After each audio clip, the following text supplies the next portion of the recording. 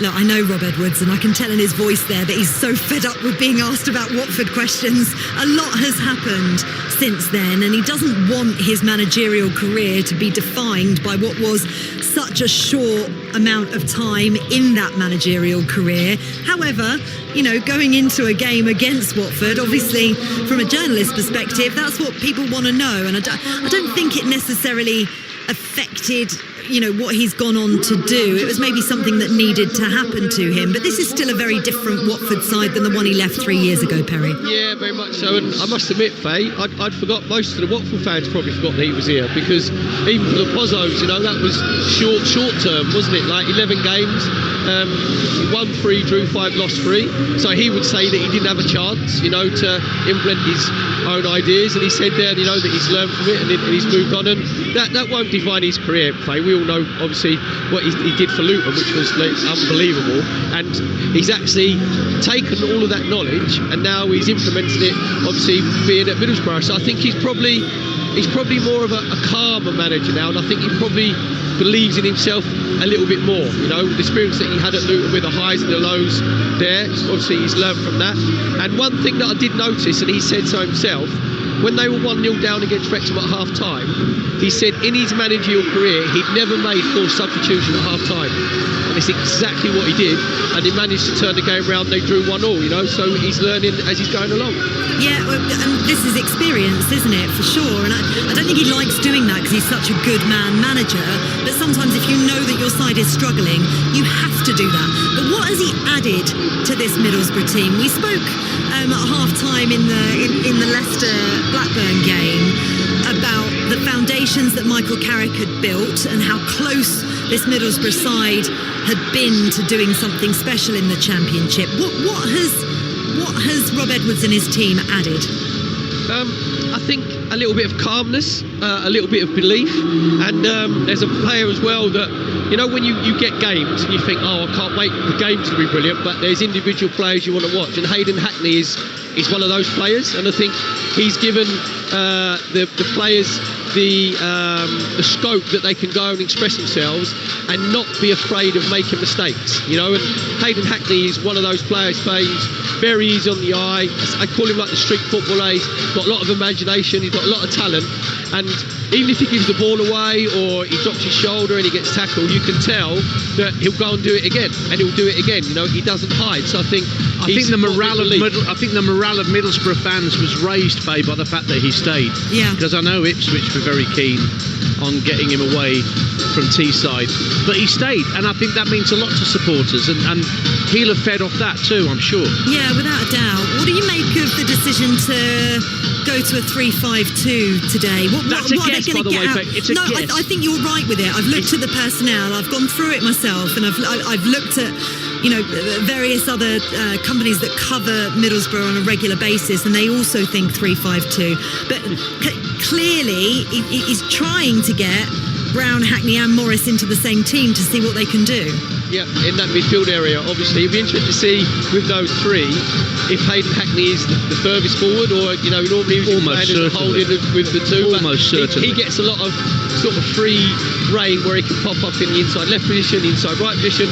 Luke Ayling come back in. He was one of the subs that came on at half time, and he gives you that little bit of experience there as well. And I think he'll enjoy the fact that those two, if they are behind, and give him that insurance, so he doesn't have to be so concerned about facing his own goal and tracking back 10 yards further than he normally would. Yeah, I mean, the wing-backs are going to have to cover a lot of ground up and down the wing. They're good, though. They are good, but as we saw with Watford in that second half, they can counteract that. I'm just intrigued to see what Watford do, because styles make fights, and if it is a 4-4-2 that Watford go for, which, as I say, it's possible, but they've used 6 different formations, and incredible. The formation they've used mostly under Pezzolano or Gracia has been a 3 at the back. I think 6 of those 11 games have been with a 3. So it leans towards a 4 just because of the natural positions of those 11 that are out there. But they might switch to a 3 with Kevin, Pollock and Bowler as 3 centre-halves, and then Gakia pushes further forward into a midfield 4. Fascinating to see, because This is happening a lot now, Faye. Managers are, because they've got players who can play in several different positions, they sort of mask what their potential system is from supporters and us sat here in the press box until the game gets underway and suddenly there's, they're playing a 3 or they're playing a 4. Well, it's fluid nowadays though, isn't it? You know, it changes in game so much because that's what you want to do to befuddle your opposition, for sure. So it will be interesting to see. Befuddled me? Well, that's not difficult. No, I'm joking. I'm joking. Obviously, I'm joking. But in terms of what this means, because of that result last night and Coventry losing 3-2 to Wrexham, it means that Middlesbrough can draw level with Coventry on points. Their goal difference is vastly inferior because Coventry's goal difference is so superior to everybody else's. But what does that do mentally if they were to get the 3 points and go level at the top of the table? Yeah, it just gives you, as I said, extra confidence. Middlesbrough only lost one away game in the Championship this season, and also as well, it's about your reaction. But you know, the game comes thick and fast in the Championship, but it's the reaction of obviously having the disappointment at the draw against Wrexham, how we see them react. If they do play the 5-3-2 or 3-5-2 formation we expect they're going to be, is how quickly they can just sort of settle into that formation. But the one thing that you'll know, you know, we had Javi Gracia talking about, with Vata talking about how the Watford players react to when they lose the ball. You know full well that the Middlesbrough players, when they lose the ball, they will get straight back into their shape, but then they will go and close the ball down. They ain't going to come here at Vicarage Road Slayford and just sit deep, you know, just try and soak up pressure, because as Dance mentioned earlier, they've got goals all over the team, 11 different goal scorers. They are like the Red Arrows, so it's not as if you've just got to negate one threat from Middlesbrough. They've got goals from everywhere. It's going to be a fascinating game, and I do think there's going to be goals in it for sure. Very much looking forward to it.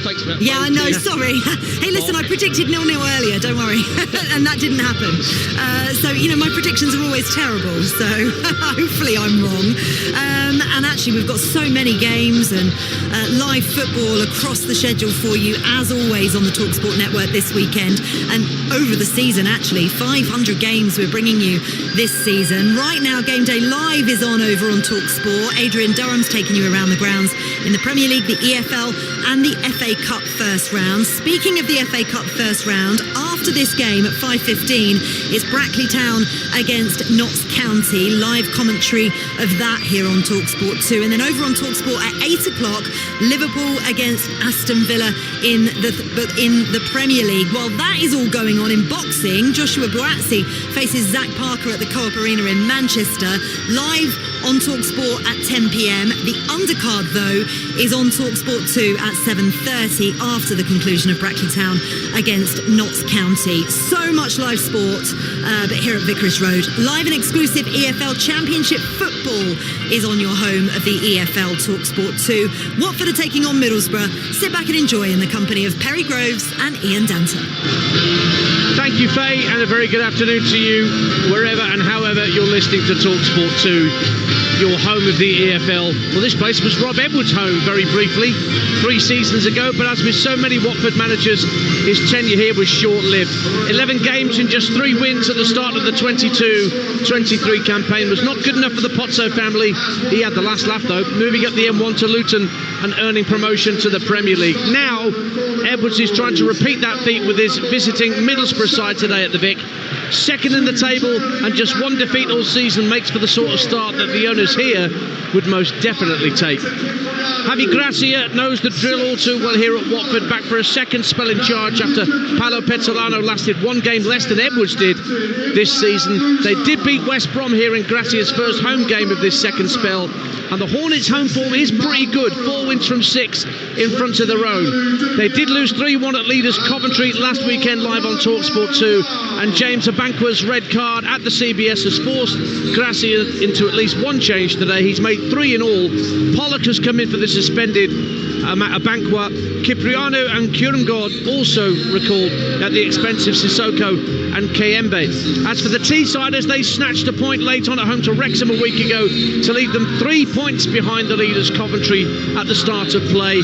They also make 3 changes. Out go Whittaker, Nipan and Sen. In come Ayling, Brown and Conway. So for Watford, Watford. Looks like a 4-4-2. Egil Selvik in goal. Jeremy Ngakia, Kevin, Matty Pollock and Mark Bowler in a back four. Kwadwo Bar, Hector Cipriano, Imran Louza and Rocco Vata across midfield. Mamadou Doumbia and Luca Kriemgo in attack. For Middlesbrough, Sol Bryn the keeper. Looks like three at the back. Luke Ayling, Dale Fry and Alfie Jones as the three. Callum Britton and Matt Targett as wing backs. Aidan Morris, Hayden Hackney and Alan Brown in the midfield. And Delano Bergsorg in support of Tommy Conway in attack. John Busby from Oxfordshire is our referee today. He's in his 5th full season officiating at this level. Just to let you know where myself and Perry Groves are sat bringing you this commentary, we're on the halfway line at the back of the Sir Elton John stand. You just heard his music playing out through the PA system here.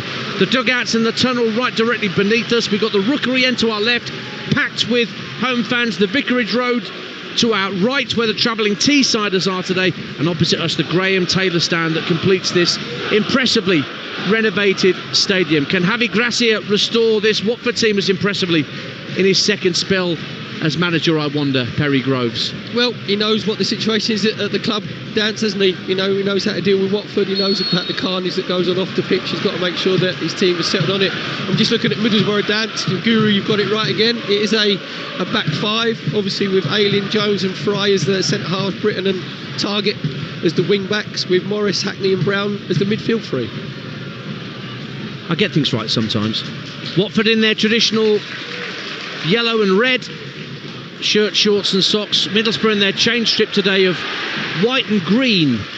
White shirts with green sleeves and green shorts, white socks. And Middlesbrough will be attacking the Rookery end to our left in this first half, so Watford heading for the Vicarage Road to our right. And they're in possession at the back with Kevin playing a short 1-2 with Hector Cipriano, one of Watford's summer signings, came in from Peterborough. Hector the Protector, as he became known at his time at London Road. Watford just keeping possession in their own half at the moment, and Ngakia got a couple of goals a couple of weeks ago in the same game, the former West Ham man, and he's won a throw on this left-hand side, the Watford right, I should say, off Delano Bergsorg. 0-0, and we played a minute on Talksport 2, and I'll keep you in touch with goals going in right around the country in the Premier League. There's quite a few 3 o'clock kickoffs today in the top flight Championship and the FA Cup. Earlier today, away wins for Blackburn and Hull in the Championship. Sheffield Wednesday got a point at West Brom. Chelmsford beating 10-man Braintree 4-1 in the FA Cup. That's National League South beating National League. And Chelsea's women keeping up their impressive run, 13 unbeaten now, seeing off London City Lionesses 2-0, and Manchester City's women beating West Ham by 1-0. Callum Britton for Middlesbrough lays it back to Ayling on the halfway line for the Borough. Just puts his foot on the ball, sees the run being made through the middle, plays it up to Bergsorg, who's offside, just slightly ahead of Kevin as the ball was fired into him. Free kick to Watford, just in front of their own 18-yard line, 0-0. Yeah, Bergsorg's got to make sure he just looks across the line. There's a great little ball in from Luke Ayling. He's playing obviously the right-hand side of the 3 centre halves. Just a little bit lazy there from Bergsorg. Just got to get himself back on side. Just look, when you set your stall out, Dance, the ball's come out to his right-hand side to Bar, and Matty Targett had 2 crunching tackles within the first, 15-20 seconds.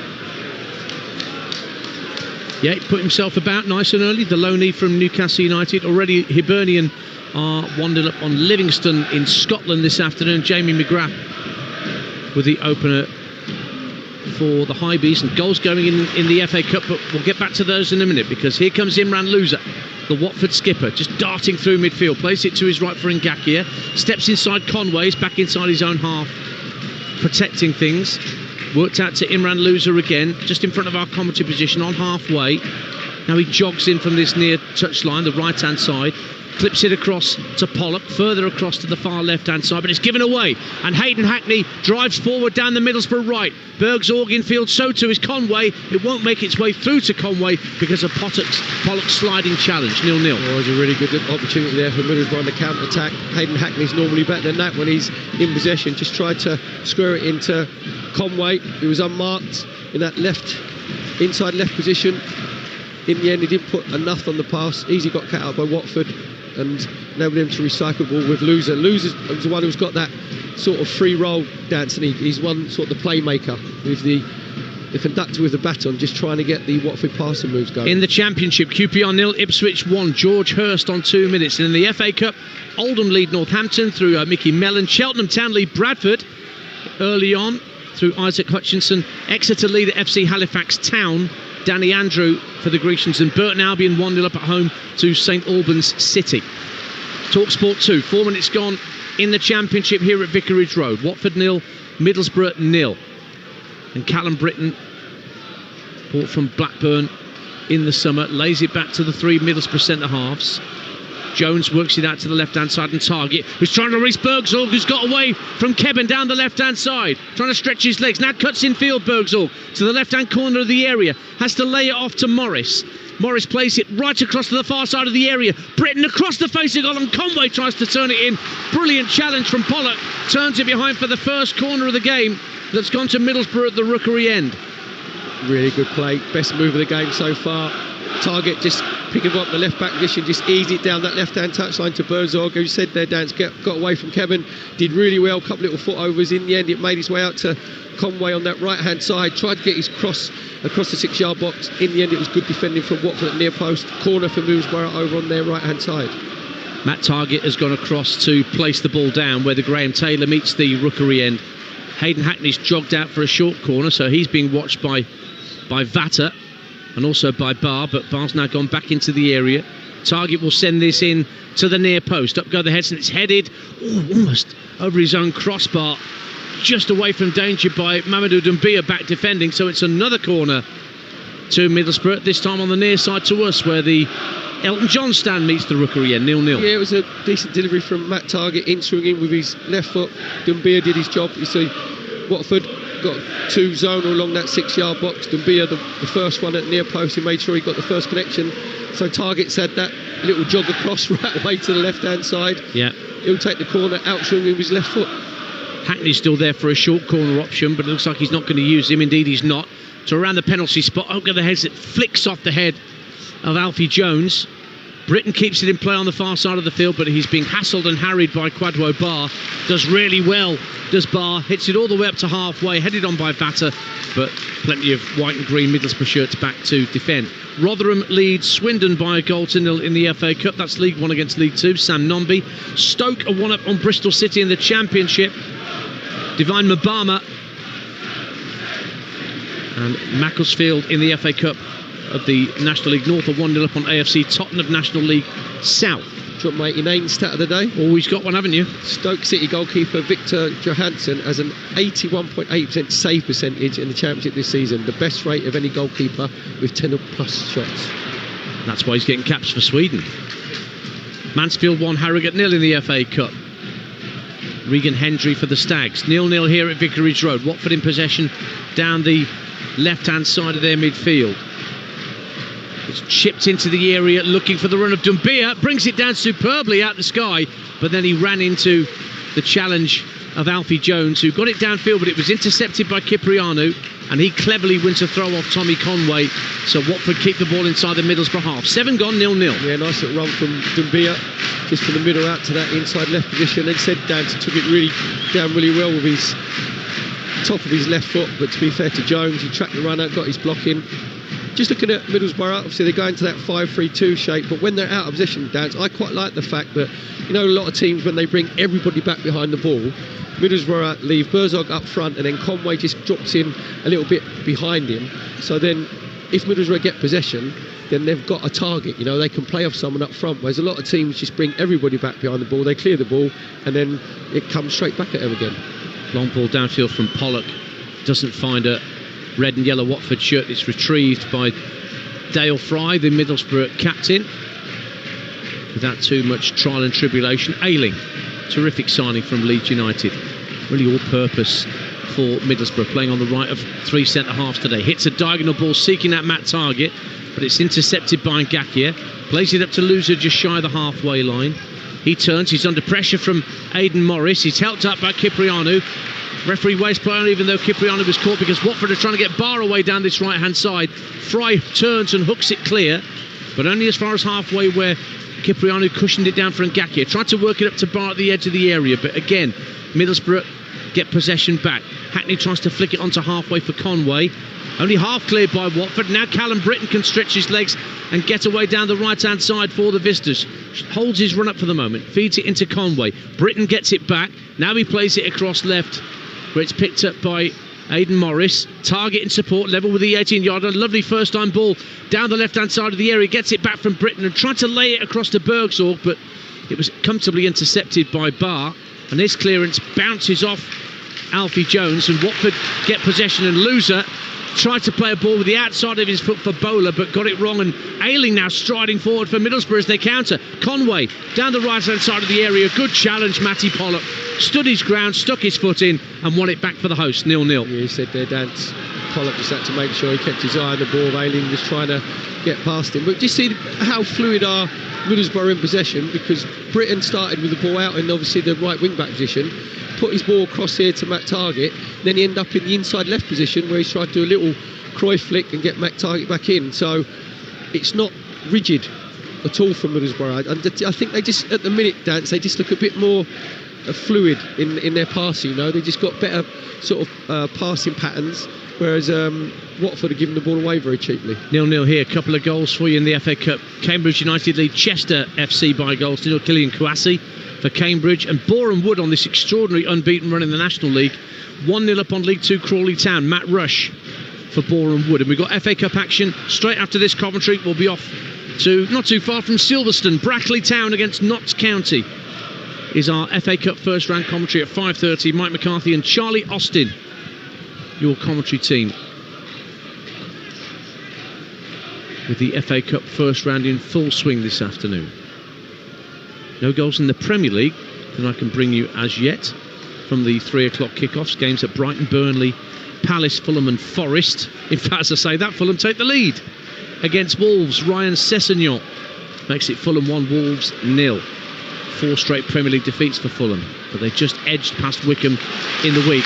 Good skill by Rocco Vata, just darting past a couple of players as he runs along the halfway line left to right. Feeds it out to Barr, who plays it infield to Cipriano, who knows he's got Conway at his back, and that actually allowed Morris to slide in and win the ball. He was too preoccupied with the player behind him, Cipriano. Now Hackney is obstructed by Kevin, but the referee actually sees it the other way. John Busby sees that as a foul by Hackney on Kevin and gives Watford the free kick. 0-0. Is the referee John Busby watching a different game to me? Because Hayden Hackney's had the ball there, he's pushed it one side of Kevin and gone to run the other. Kevin's just got across him. Hayden Hackney had no choice but to sort of try and grab him and get him out of the way, and John Busby's given free kick to Watford. It was odd. Middlesbrough's 9th successive championship campaign. 2 failed playoff attempts in 2018 when they lost a semi-final to Aston Villa, and a couple of years ago when they lost to Coventry. Watford, meantime, it's their 4th season back at championship level. 11th, 15th and 14th in their previous 3 campaigns. Here come Middlesbrough. Matt Target on halfway. Tucks it infield to the American Aidan Morris. Short pass into the feet of Conway. Just turns away from Loser for a minute, but Loser had a chunk of his shirt. Quickly taken free kick across the line from left to right. Picks out Hackney, approaching the edge of the area. He's going to go for goal, and it's punched away by Selvik. It was right at him, and he just got both fists to it and punched it way clear. 0-0. Really good play from Conway. Bought the free kick and didn't wait, took it very quickly, got it out to Hackney in that inside right position. Watford backed off. Hackney decided he's going to get the shot off.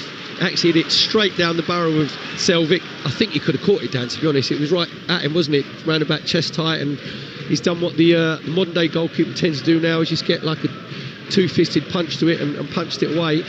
First shot on target for Middlesbrough. 0-0. 12 minutes gone on Talksport 2. You're home with the EFL. In the Championship, Millwall lead at Oxford. Tieno Ballo, who impressed Perry and me last week in the game against Leicester, he's put them ahead. Here come Middlesbrough with Tommy Conway at the edge of the area. Shifts the ball onto his right. Tries to play at 1-2 with Hackney. But Watford have players back, and Vata looks to find Kyungo on halfway, but it's intercepted. Elsewhere in the Championship, Birmingham 1, Portsmouth 0. Pek Sung-ho, rare goal for the Korean at St Andrews. Long ball through the middle, almost picks out Bergsorg, and Ngakia diverts it behind for Watford for a Middlesbrough corner. Just a simple ball curled in from the right hand side, caused all sorts of problems for the Watford backline, and If they played that ball in another 10 times, Bergzorg would have been in on goal, 0-0. It was a good run from Bergzorg this time, just making sure that keeps himself on side.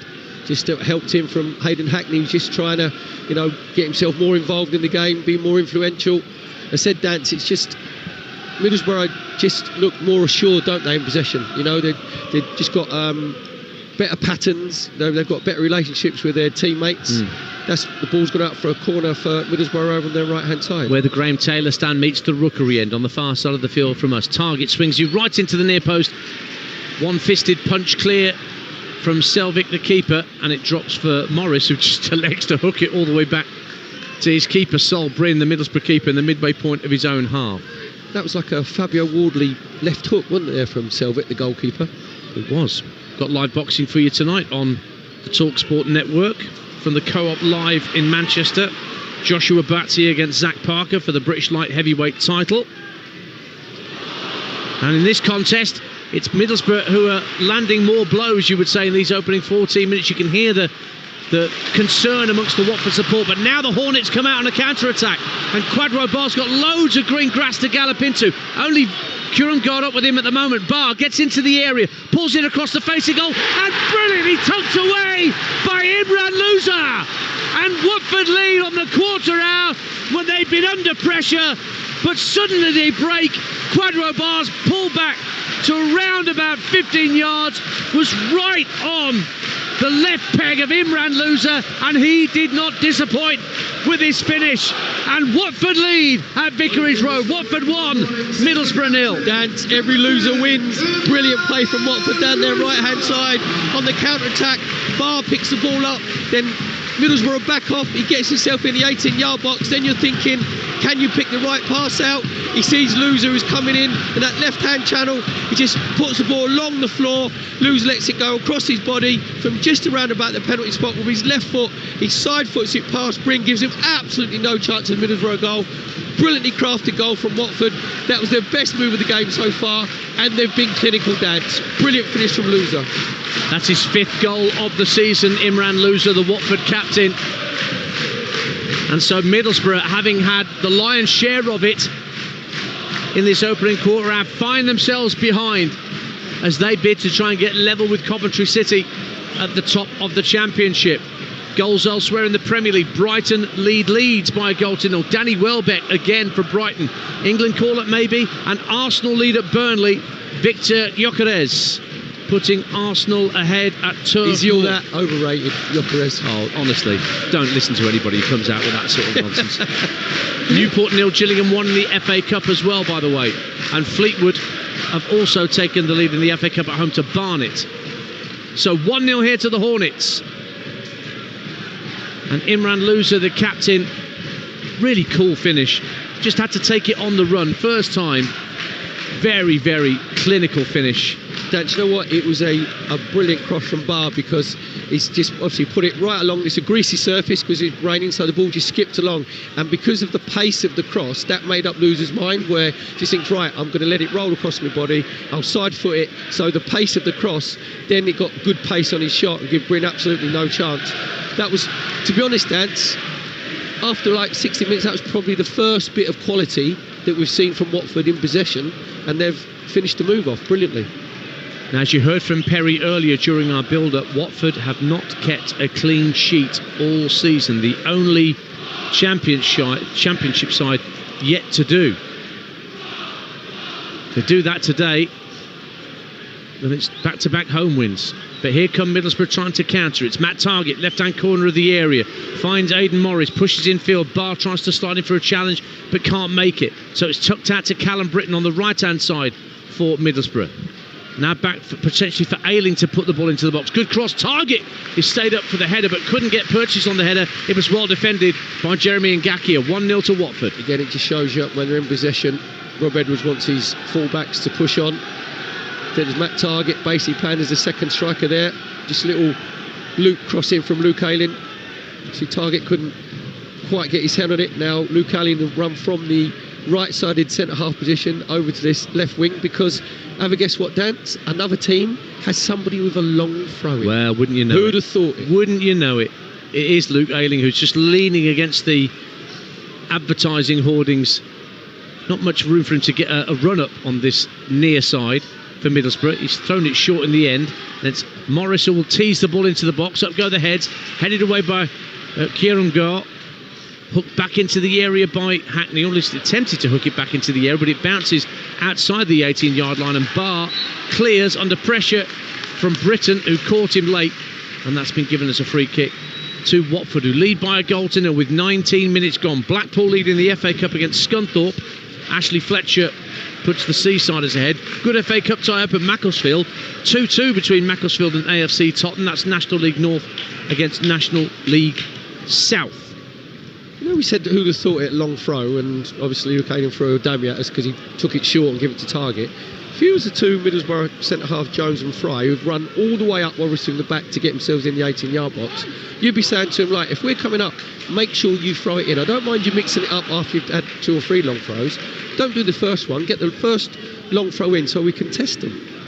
But then maybe Ayling hadn't realised just how short a run-up he has on this near side in the Elton John stand. It's not the open spaces you'd have at, say, London Stadium, where you're off to tomorrow as part of a Talksport's Game Day Live for Sunday afternoon with Premier League and FA Cup action.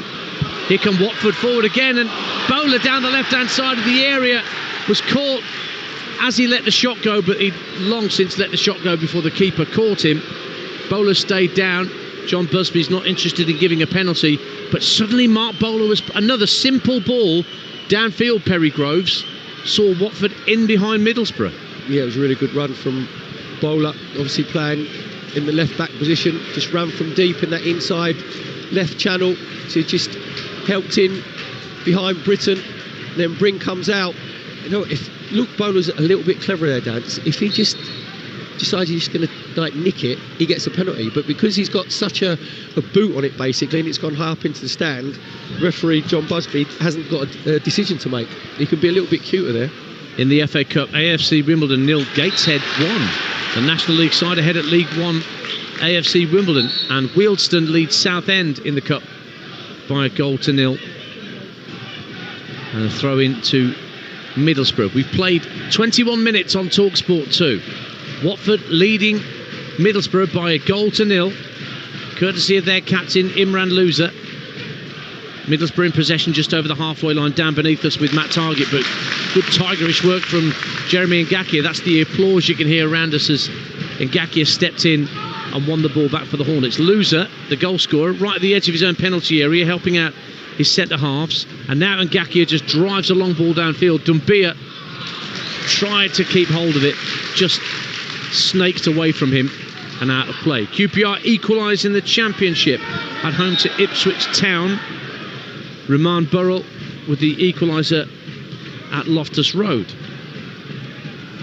Here comes Luke Ayling for Middlesbrough. Slides it out to Britton, who's moved inside the Watford half of the field. Again, an early ball into the edge of the area. Volleyed clear by Pollock. Might drop in the centre circle for Kierungo, but no, he's lost out. Now it's played out again to Callum Britton, but Bowler straight onto him and allowed no chance for Britton to get past. But it's ricocheted in field to Aidan Morris, and he tried to slide it through there to try and find it. Was actually Alan Brown, forgive me, trying to slide it through for Conway, but just overhit it straight through to Selvik, the Watford keeper. Watford 1, Middlesbrough 0 on Talksport 2. For a lot, Middlesbrough dance. Obviously they've been good in the middle third, but when they've been getting it out to especially that right hand side, the quality hasn't quite been in with the final pass or the final cross, and that was highlighted there by Brown, where he can run, just roll Conway in, and he's just hit it too hard, ends up going through to Selvik, the Watford goalkeeper. 2 for Divine Mabama, 2 for Stoke City. They lead Bristol City by 2 goals to 0 at the Bet365 in the Championship. I've told you about their goalkeeper, Stoke. You did? All right, just wondered. It did come up. Britton for Middlesbrough, right-hand side, midway point of the Watford half of the field, with Middlesbrough attacking the Rookery end away to our left in this first half. Morris finds Hackney. Plays a 1-2 with Bergzor, gets it back and drives it across the face of goal. And Conway's looking as if to say, why did you go for goal? You could have pulled it back a yard or two further and I'd have had a tap in. 1-0 Watford. Yeah, to be fair though, Hayden Hackney, because of the form that he's in, as you said, played a great little 1-2 on the edge of the 18-yard box, gets the ball back. And if he's going to go for the shot dance, he's got to hit the target. He's got to make sure that Selvik makes a save, because then if he does, then Conway's in the 6-yard box and he just taps it in. But again, anything good that's coming from Middlesbrough at the moment is down that inside right channel from Hayden Hackney, where he's looking very lively, but they just can't find that final pass. National League York City lead at Barnsley in the FA Cup. Josh Stones with the opener for York. Matt Targett for Middlesbrough. A goal down here to Watford with 24 minutes gone on your home of the EFL, Talksport 2. We've got Liverpool, Aston Villa as an exclusive Premier League commentary tonight at 8 p.m. Natalie Sawyer will be your host, and Adam Bridge and Charlie Adam, the two Adams, will be together at Anfield up on that gantry. Here is Alan Brown for Middlesbrough, driving up to the edge of the area, trying to wriggle through challenges. He was caught by a combination of Cipriano and Pollock right at the edge of the D.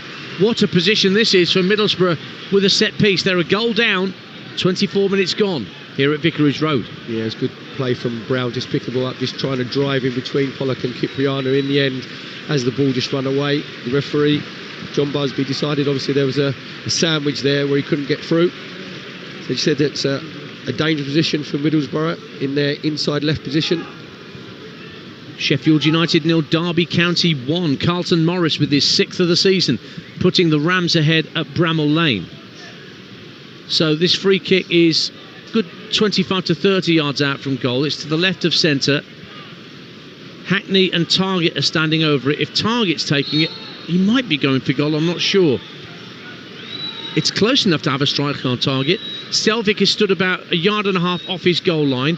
Hackney might fancy bending this into the top left-hand corner as we look, Perry. Yeah, I think it suits the right footer. He said it's Matt Targett and Hayden Hackney. But Targett goes for it. He looks for that corner. Great save, Selvik. Pushed it round the post for a corner kick. Well, they did go for the top left-hand corner, but it was the left foot of Targett that tried it. Good save. 1-0 to Watford. Yeah, just take the quick short corner. And Targett's floated it to the far post. Britton tries to drive it back across the face of goal, and Watford have bodies back and do get it clear. And Morris heads it down awkwardly on halfway, but just keeps it away from Vatter. And the ball goes out of play and Middlesbrough get a throw. But great save that was from Egin Selvik there, Perry Grove. Yeah, he made sure that obviously he didn't gamble dance. We said there, obviously Matt Targett with his left foot, he's just bent it with his instep. Looks like he's going to go in the top right-hand corner of Selvik, and he's just obviously two quick short steps. Just very good athleticism, managed to tip the ball the crossbar. Well, Kevin Kebben was trying to bring the ball forward for Watford and just ran straight into the referee. So he has to stop play and award an uncontested drop ball. 1-0 hit to Watford. Elsewhere, Stoke have gone 3-0 up on Bristol City. Millian Manhoof with a third. Colchester lead MK Dons in the FA Cup. That's an all League 2 affair. Micah Mbick for the U's. And Lincoln lead at Salford in the Cup by a goal to nil. That's League 1 Lincoln 1-0 up at League 2 Salford. Eric Ring. And Weston-super-Mare 0, Aldershot 1. Aldershot now with John Coleman in charge these days for the shots. Now then, Watford 1-0 up, attacking down the same right-hand side from which they got their goal. Quadro Bar tries to put the cross in, and it comes out off Alfie Jones for Watford's first corner of the game at the Vicarage Road end to our right. The Hornets lead by a goal to nil. Yeah, Bar just trying to go on the outside of Matt Targett. Gets onto his right foot, gets his cross in. Jones just comes up, gets a block in. Corner for Watford on their right-hand side. Luz will just have a little walk over, gentle stroll, whip it in with his left foot. Yeah, left-footed in, swinging to come then from Luz. Actually plays it along the dead ball line to Bar, gives it back to Luz, who's moved out towards the corner of the box. Then he lofts the ball to nobody in particular, and it's just going to drift out of play on the far side for a throw into Middlesbrough in their right-back position. Macclesfield 2, AFC Totton 3 in the FA Cup. That's definitely the game with the goals. And Wigan lead Hemel Hempstead Town in the FA Cup by a goal to nil. Just the third time in Hemel Hempstead's history they've been in the FA Cup first round. Bergzor down the right for Middlesbrough, just won the ball. puts it across the area looking for Conway, but it was headed clear quite comfortably in the end by Ngakia, and goes out of play on the far side for a throw to Middlesbrough. Trailing here, 3 points would take them level with Coventry City at the top of the table, but Watford want back-to-back home wins. And Javi Gracia was talking in the week about having a free week with his players, working on things and the marginal gains, the fine margins, Perry. And although Middlesbrough have had a lot of the ball, when Watford have had it in dangerous areas, they've looked quite incisive. Well, to be fair, Javi Gracia's gone Mike Bassett, isn't he? He's gone the 4-4-2. Well, I thought it might be the box shape, but it's not. It's the old-fashioned 4-4-2. Out of this, Nalu Dumbia and Kurumgor up front, but the midfield four work tirelessly to get themselves back into their shape, saying it's been difficult for Middlesbrough, to find those little gaps and the little angles that they're looking for. So far, we've come up to half-hour play. Watford defended pretty well. But they've got a free kick to defend here. It's going to be swung in by Matt Targett from the right-hand side for Middlesbrough, midway point of the Watford half, 4 or 5 yards in from the far touchline. Watford holding their line at the 18-yard line, drifted in by Targett, headed back to the edge of the area. Hackney tries a volley, got behind it well enough, but it was straight down the throat of Egil Selvik, who can clear from hands downfield and looking for Rocco Vata. Headed up in the air by Morris, and a good cushion header back by Ayling to his keeper, Sol Bryn. Watford 1, Middlesbrough 0. Yeah, I think Javi Garcia, the Watford manager, maybe wants Selvik just to hold on to the ball a little bit longer, Dance, because there's under a little bit of pressure. He's tried to obviously take a quick kick and release Vata, and all he's done is give the ball straight back to Middlesbrough. So in the Premier League, Brighton are in front against Leeds, Arsenal lead at Burnley, and Fulham are in front at home to Wolves. Otherwise goalless, Palace, Brentford and Nottingham Forest, Manchester United. In the Championship, Birmingham 1-up at Portsmouth, Millwall lead at Oxford, QPR and Ipswich 1-1, Derby 1-up at Sheffield United, Stoke 3-0 up on Bristol City. And here at Vicarage Road, on your home of the EFL, we've reached the half-hour mark, and it is Watford 1, Middlesbrough 0, a goal on the quarter-hour mark from the Watford skipper Imran Louza, after Middlesbrough had the lion's share of that first 15 minutes. Foul on Kirungo, who was pushed in the back by Dale Fry. No, actually, he's been classed as the aggressor. It's another one that's bamboozled me a little bit, that. Middlesbrough coming forward down the right with Callum Britton on the far side of the field from us. Plays a 1-2 with Hackney, but across comes Bowler. No nonsense clearance. Boy, oh boy, he played that right out of play. Full pelt into the Watford supporters on that far side. 1-0 to the Hornets. As Barnsley equalised against York City in the Cup. Davis Keeler-Dunn having another terrific goal-scoring season, he is. So it's 1 apiece at Oakwell. Macclesfield 0, AFC Tottenham 3. Scott Rendell got the third goal for AFC Tottenham. And here comes Jeremy Ngakia pushing forward for Watford. Down the right-hand side, Barr ahead of him, but he's looking into the area. Kirungo, brilliant goal! Oh, lovely stuff from Watford. The attack again down the right, and Ngakia swung the ball in for the right-hand side from quite deep, and Luca Kirungo across his defender and just guided it with his instep beyond Sol Bryn into the bottom corner, and it's all coming up roses for the Hornets. Just gone half hour at Vicarage Road, and they're 2 up on Middlesbrough. Well, Dad, the Hornets have a sting in the tail. That's the second time they've actually come from this right-hand side. Brilliant cross from Ngakia. Kurumgor gets across his marker, just gets his right foot to it first, gives Bryn no chance. But Dance, it all started. It was a brilliant crossfield switch of play from Vata from the left-hand side for Watford, and Ngakia in plenty of space on this right-hand side. Again, getting themselves in and around the 18-yard box and picking the right pass. Great spotter's badge from Ngakia. Really good finish from Kurumgor. Watford go to up here at Vicarage Road against Middlesbrough. It's his third goal of the season, but he's waited a while for that third goal. Luca Kurumgor scored a hatful of goals in Denmark last season for the OB club. 22 goals in 19 appearances. That's why he was brought to Vicarage Road. He's on loan from Udinese, which is his parent club, which we all know is a club very much linked with Watford. Many a player has made the trip between those two clubs, but Kurumgor could only do what he did there, Perry. That was the only option he had, and he executed it to perfection. Well, that's what you want is... Well, here they come again. Watford Bars won it on halfway, and Gakia has gone outside of him.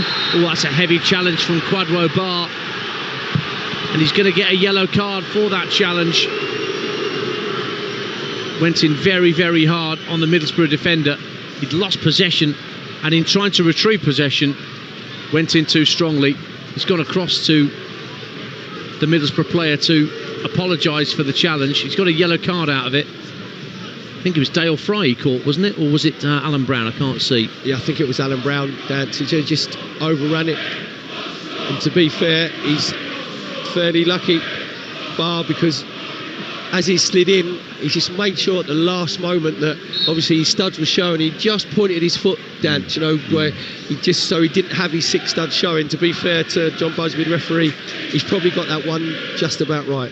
11 minutes to half-time on Talksport 2. Watford 2, Middlesbrough 0. You've probably just heard behind Perry Groves and myself, Ian Dancer, the Watford fans singing, Robbie, Robbie, what's the score?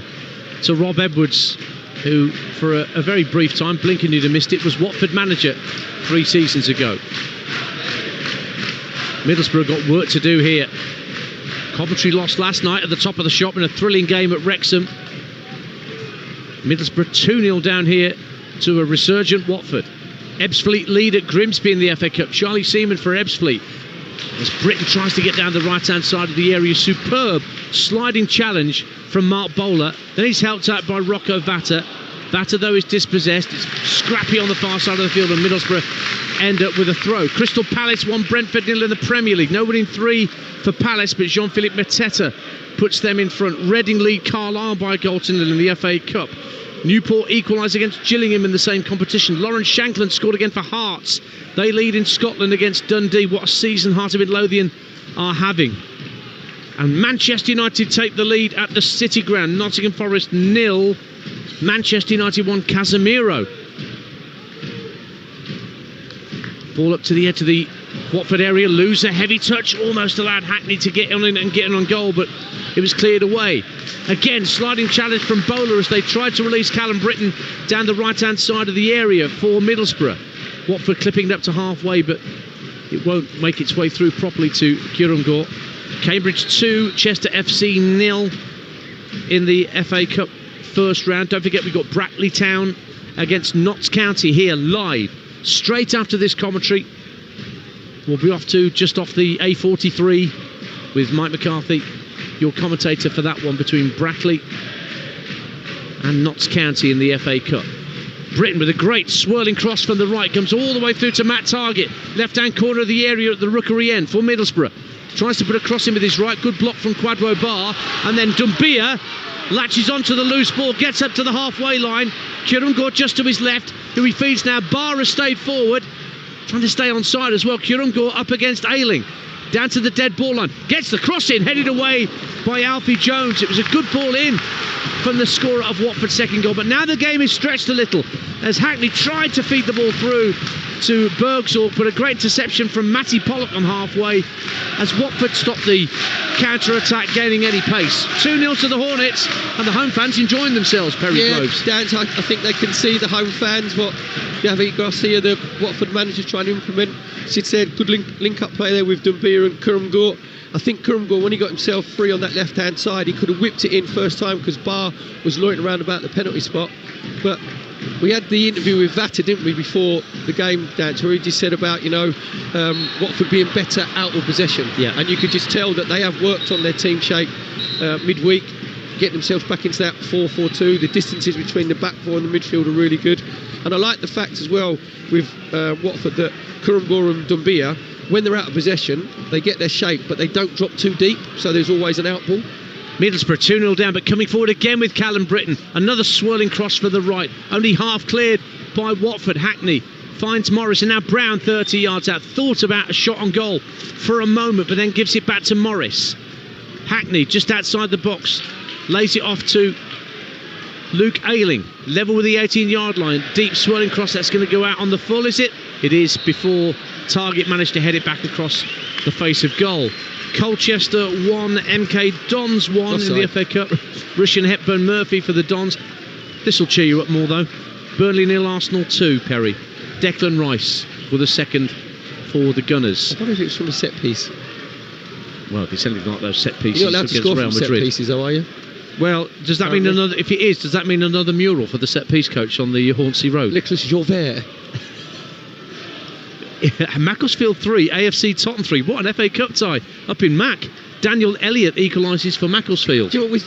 Obviously, it's privileged to be here, but FA Cup first round, Dance, is a buzz day for all those teams that are involved, all those fans that are involved. That's what you look forward to. Yeah. The first round FA Cup proper. And that's National League North against National League South. So somebody's guaranteed to get into round 2 who is, below step 5.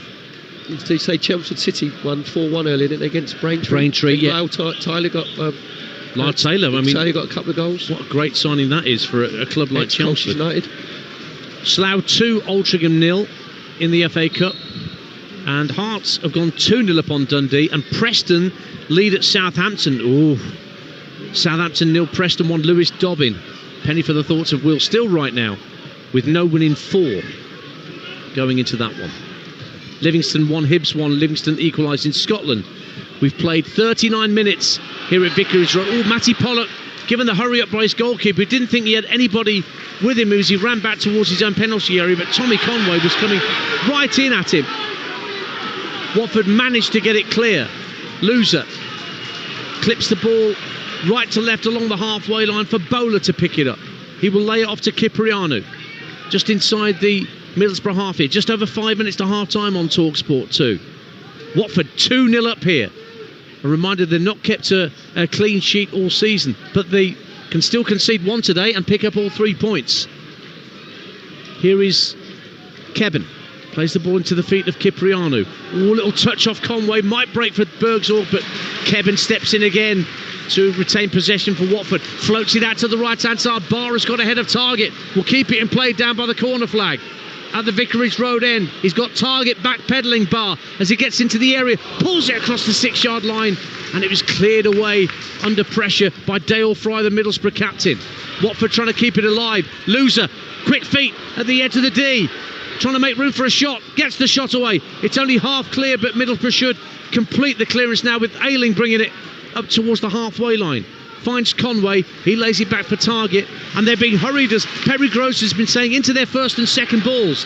And then Bergsorg is offside as he tried to retrieve it, but whenever Middlesbrough get in possession, Watford are working so hard. The reaction is quicker, Dance. That's what he said. When you've lost possession, your first reaction to go and close the ball down. That's how David Garcia, the Watford manager, likes the team to play, and they've been very, very good down this right-hand side. Barr actually just taking Matt Target on 1v1, getting his cross in. Karumba can make a better run across the 6-yard box, and it came out to Loser. And again, if he picks the right pass, Loser, he just sort of dances in with his left foot. Karumba is unmarked and decided to take it on himself, get his shot away. Middlesbrough get the block in, but even then you can see the reaction there from Dumbia, who's the Watford centre forward. As soon as he's lost the ball, his first reaction is, right, I've got to go and put the person in possession of the ball, which was Target at that time. I'll go and put them under pressure, and you can hear, Dance, it actually riles the Watford crowd up. They get behind their team. 3.5 minutes to half time. Watford 2, Middlesbrough 0 on Talksport 2. Bolton lead Huddersfield in the FA Cup, an all League One affair. Ibrahim Sissoko for Bolton, and Peterborough in another all League One tie are a goal up on Cardiff. Luke Williams, the new manager at Peterborough now, and Harry Leonard's put the Posh in front against Cardiff, who've got through to face Chelsea in the EFL Cup this week. Here's Target for Middlesbrough. Slides it down the left-hand side of the box for the run of Aidan Morris, but it came across Kevin.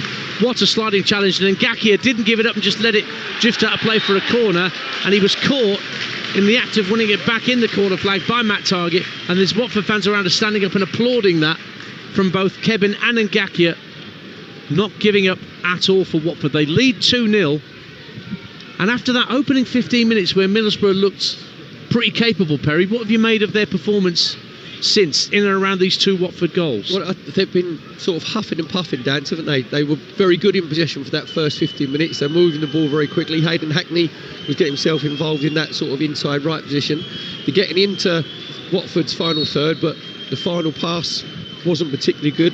I think Hayden Hackney had the first shot straight at Selvik, where he punched away, could have caught it. Matt Targett had a brilliant free kick, didn't he? It was a brilliant save from Selvik up high to his right-hand side. But as soon as Watford scored, when Loser scored, it just seemed to take a little bit of the air out of the balloon, didn't it, of Middlesbrough. They just seemed to go sort of a little bit flat. And Watford have gained confidence. They've been snapping into tackles. Well, foul throw from Jeremy Ngaki. How often do you see that given by a referee? Ngaki are penalised. I thought the referee, John Budge, was just wiping his ears then. He doesn't need to show us that he's been a foul throw. Incidentally, you mentioned it before kick-off whilst you and I were chatting with Faye. Rob Edwards made 4 substitutions at half-time last week against Wrexham to try and rectify a situation. This is an even more difficult situation there. 2 down here, 1 wonders. Well, obviously, he's gone into, the back 5 or the back 3 when they're in possession, just trying to get the midfield play, Morris, Hackney and Brown all in the same side. So you look at Hayden Hackney now, just dropping, I think, far too deep, because obviously he wants to get his team back into the game. A minute left in this first half, plus whatever John Busby wants to add on. There's not been too many stoppages that I can think of in this first half. Morris scampering down the right-hand side for Middlesbrough, being faced up by Doumbia, back doing his good work that we've been talking about, the striker. Ayling tries to bring the ball down just outside the area. Brown tries to put a foot in for Middlesbrough.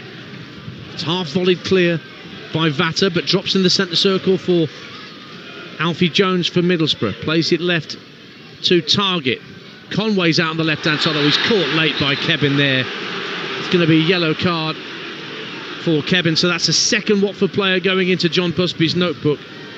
Quadro Bar got a yellow card for a pretty poor challenge earlier, and Kebbins followed him into the notebook, which gives Perry Groves Middlesbrough a free kick level with the 18-yard line on this left-hand side. Watford 2-0 up. Dan, you want your centre-halves to be physical, and Kevin, to be fair, has been very physical in this first half, but don't give away needless free kicks, because Conway was going nowhere. He's virtually 2 yards in from the touchline. If Conway gets it, Kevin can just sort of shepherd him out. What he's done is give a free kick away. As you said there, it's going to give Matt Targett now the chance to whip the ball in with his left foot. Boy, oh boy, do Middlesbrough need this. We're in 2 minutes of minimum stoppage time.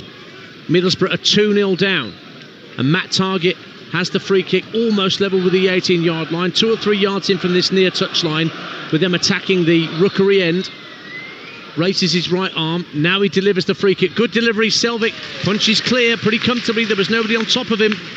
And Hackney will just let the ball drift out of play on the far side for a throw. In the FA Cup, Crewe have taken a late lead in the first half against Doncaster Rovers. That's League 2 leading League 1 Mickey Demetrio from the back. And then a foul by Hackney as they tried to take the throw in quickly and get it down the right-hand side of the Watford penalty area. An offence spotted by the assistant. And with a minute of that 2 minimum gone, Watford 2-0 up against Middlesbrough. Do you think Selvik's been doing, the Watford goalkeeper's been doing some white collar boxing this week? That's about his 5th punch, I think, that he's had. To be fair to him, though, he's actually made the right decision each time. I think he maybe could have caught the shot from Hayden Hackney and parried it down, but he's looked very, very secure, and that gives the 2 centre-half, Kevin and Pollock of Watford, it gives them that security, that they know their goalkeeper's going to come for crosses when they come into the box. Selvik clears left-footed downfield, headed up in the air by Doumbia. Middlesbrough try and win it back. Hackney helps it over halfway. Oxford equalise at home to Millwall in the Championship right on half-time. That's 1-1. Cameron Brannigan. Middlesbrough running out of time in this first half to do anything about this 2-0 scoreline that they face. But Ayling strides into the centre circle. Has to lay it off in the end as he's crowded out. Fry sends it out to the right-hand side, and Callum Britton thought about an early ball into the box. Leaves it for Hackney. Hackney plays a short ball into Brown, and that means half-time because the referee's blown the whistle, and Vicarage Road rises to these Watford players who were under pressure for the opening 10 to 15 minutes. But they've used their right-hand side to brilliant effect. First of all, Quadro Bar got away on the quarter-hour mark, got to the dead ball line, and a really clever pullback allowed the captain, Imran Loser, to run onto the loose ball and fairly thump it home to give the Hornets the lead. That just after the quarter-hour mark. Just after the half-hour mark, it was Jeremy Ngaki with the service this time, deeper from the right-hand side, and Luka Kurungo with a really clever, deft flick of a finish, helping it on its way past Solbrin and into the bottom corner. And a few punches that the Watford keepers required to stop Middlesbrough getting back into the game. One very good save from a Matt Targett free kick. But Rob Edwards, back on his old stomping ground, has got a very important half-time team talk to give. At the break, it is Watford 2, Middlesbrough 0. Thank you, Dan. Thierry certainly does. Javi Gracia is going to be pretty happy with that first half from his Watford side, no doubt. Plenty of possession from Borough Perry, but just no chances. So what does Rob Edwards need to do and change in the second half to get back into this? Well, I think he'll take one of the centre halves. Obviously, he's gone to the sort of back five or back three when they're in possession. It hasn't really worked, and if he made his 4 subs at half time, didn't he, last week against Wrexham when they're 1-0 down. If you look on the bench for Middlesbrough, they've got Morgan Whittaker, obviously can come on. They've got Silvero in the wide areas, Hansen as well. So I'll be amazed if Rob Edwards doesn't make any changes, but a manager doesn't need to make any changes, is obviously Javi Gracia, because Watford, apart from the first 15 minutes where Middlesbrough were on top and they were passing it very sharply, Watford had actually looked quite comfortable when Middlesbrough have been in possession. They look very comfortable, and that's not what we expected from this game at all. So it's going to be fascinating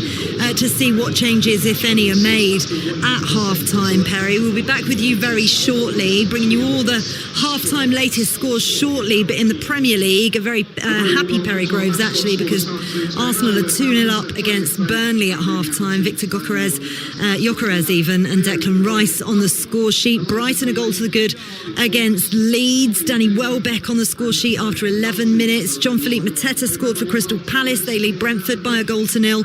Fulham are 1-0 up against Wolves. Ryan Sessegnon's 9th minute goal the difference, and Wolves are actually down to 10 now after defender Emmanuel Agbadou was sent off. Manchester United beating Nottingham Forest by 1-0. Things not going well for Sean Dyche as it stands. Casemiro with the only goal of the game so far. A reminder tonight as well, Talksport's bringing you live an exclusive Premier League commentary from Anfield as Liverpool host Aston Villa. That is an 8 p.m. kickoff. Natalie Sawyer bringing you the build-up from 7:30. Before that, though, a tasty-looking London derby for us to enjoy. Spurs against Chelsea, and we can preview that with Talksport reporter Will Hobbs, who's at the Tottenham Hotspur Stadium as we speak. Afternoon, Will. Afternoon, Faye. How are you doing? I'm really good, thank you, as are Tottenham fans, because they're sitting nicely third in the Premier League currently, missing at least 10 players through injury, which is quite unbelievable. What kind of shape are they in ahead of this one?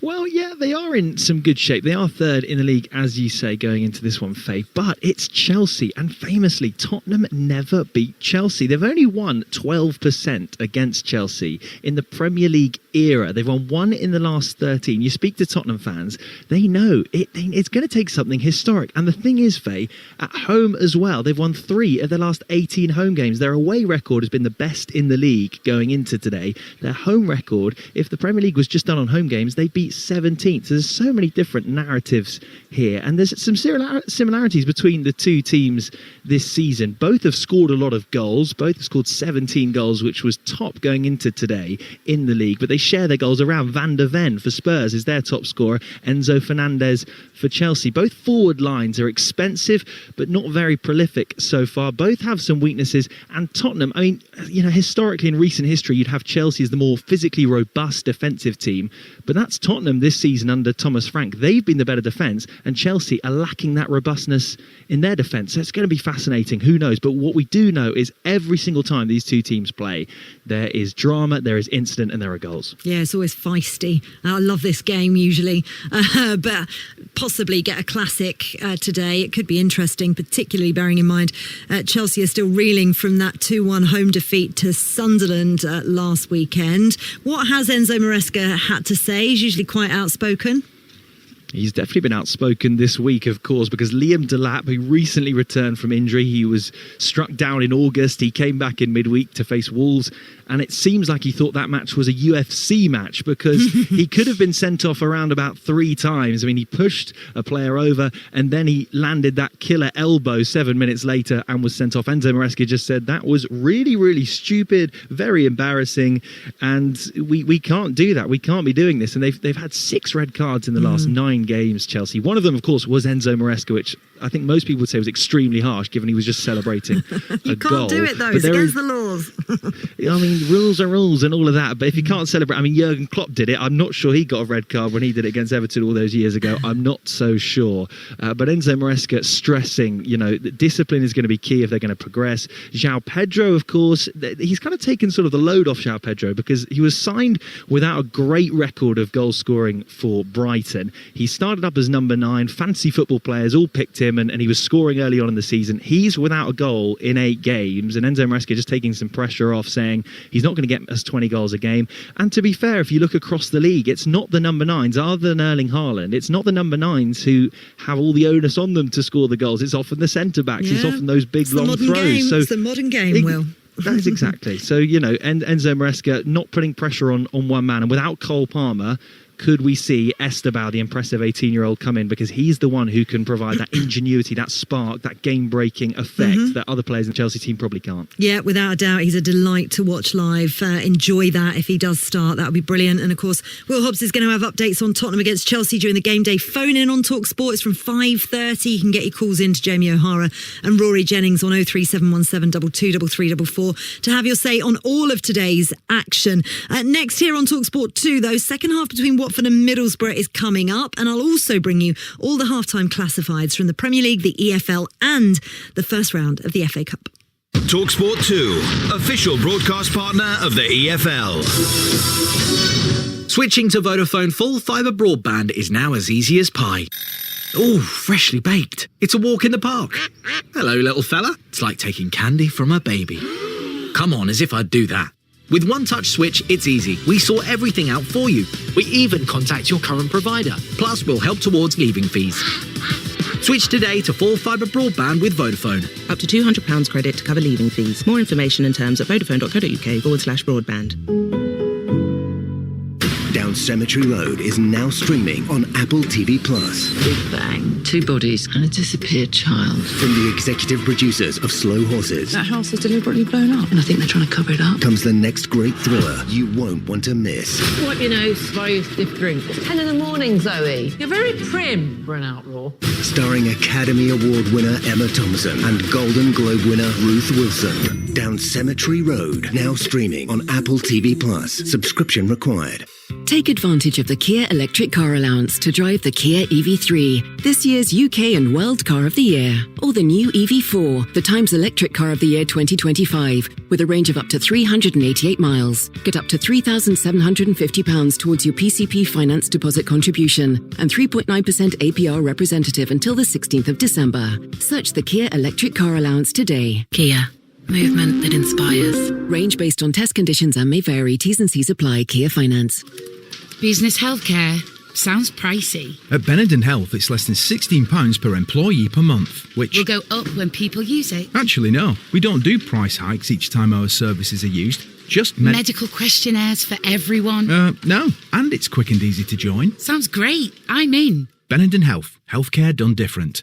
Fee review periodically. T's and C's apply. Selected surgical procedures. Immediate access for businesses. Wait periods apply for personal membership. UK only. Visit benenden.co.uk. Build your own package with TUI. Let's go. City break or a beach escape. Lovely.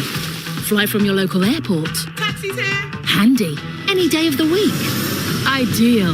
On a TUI flight or a partner airline. This is your captain speaking. Nice. How many nights? 3, 5, 14? Perfect. More options, more choice. All wrapped up with a TUI smile. TUI. Live happy. Atoll and ABTA protected. Booking T's and C's apply.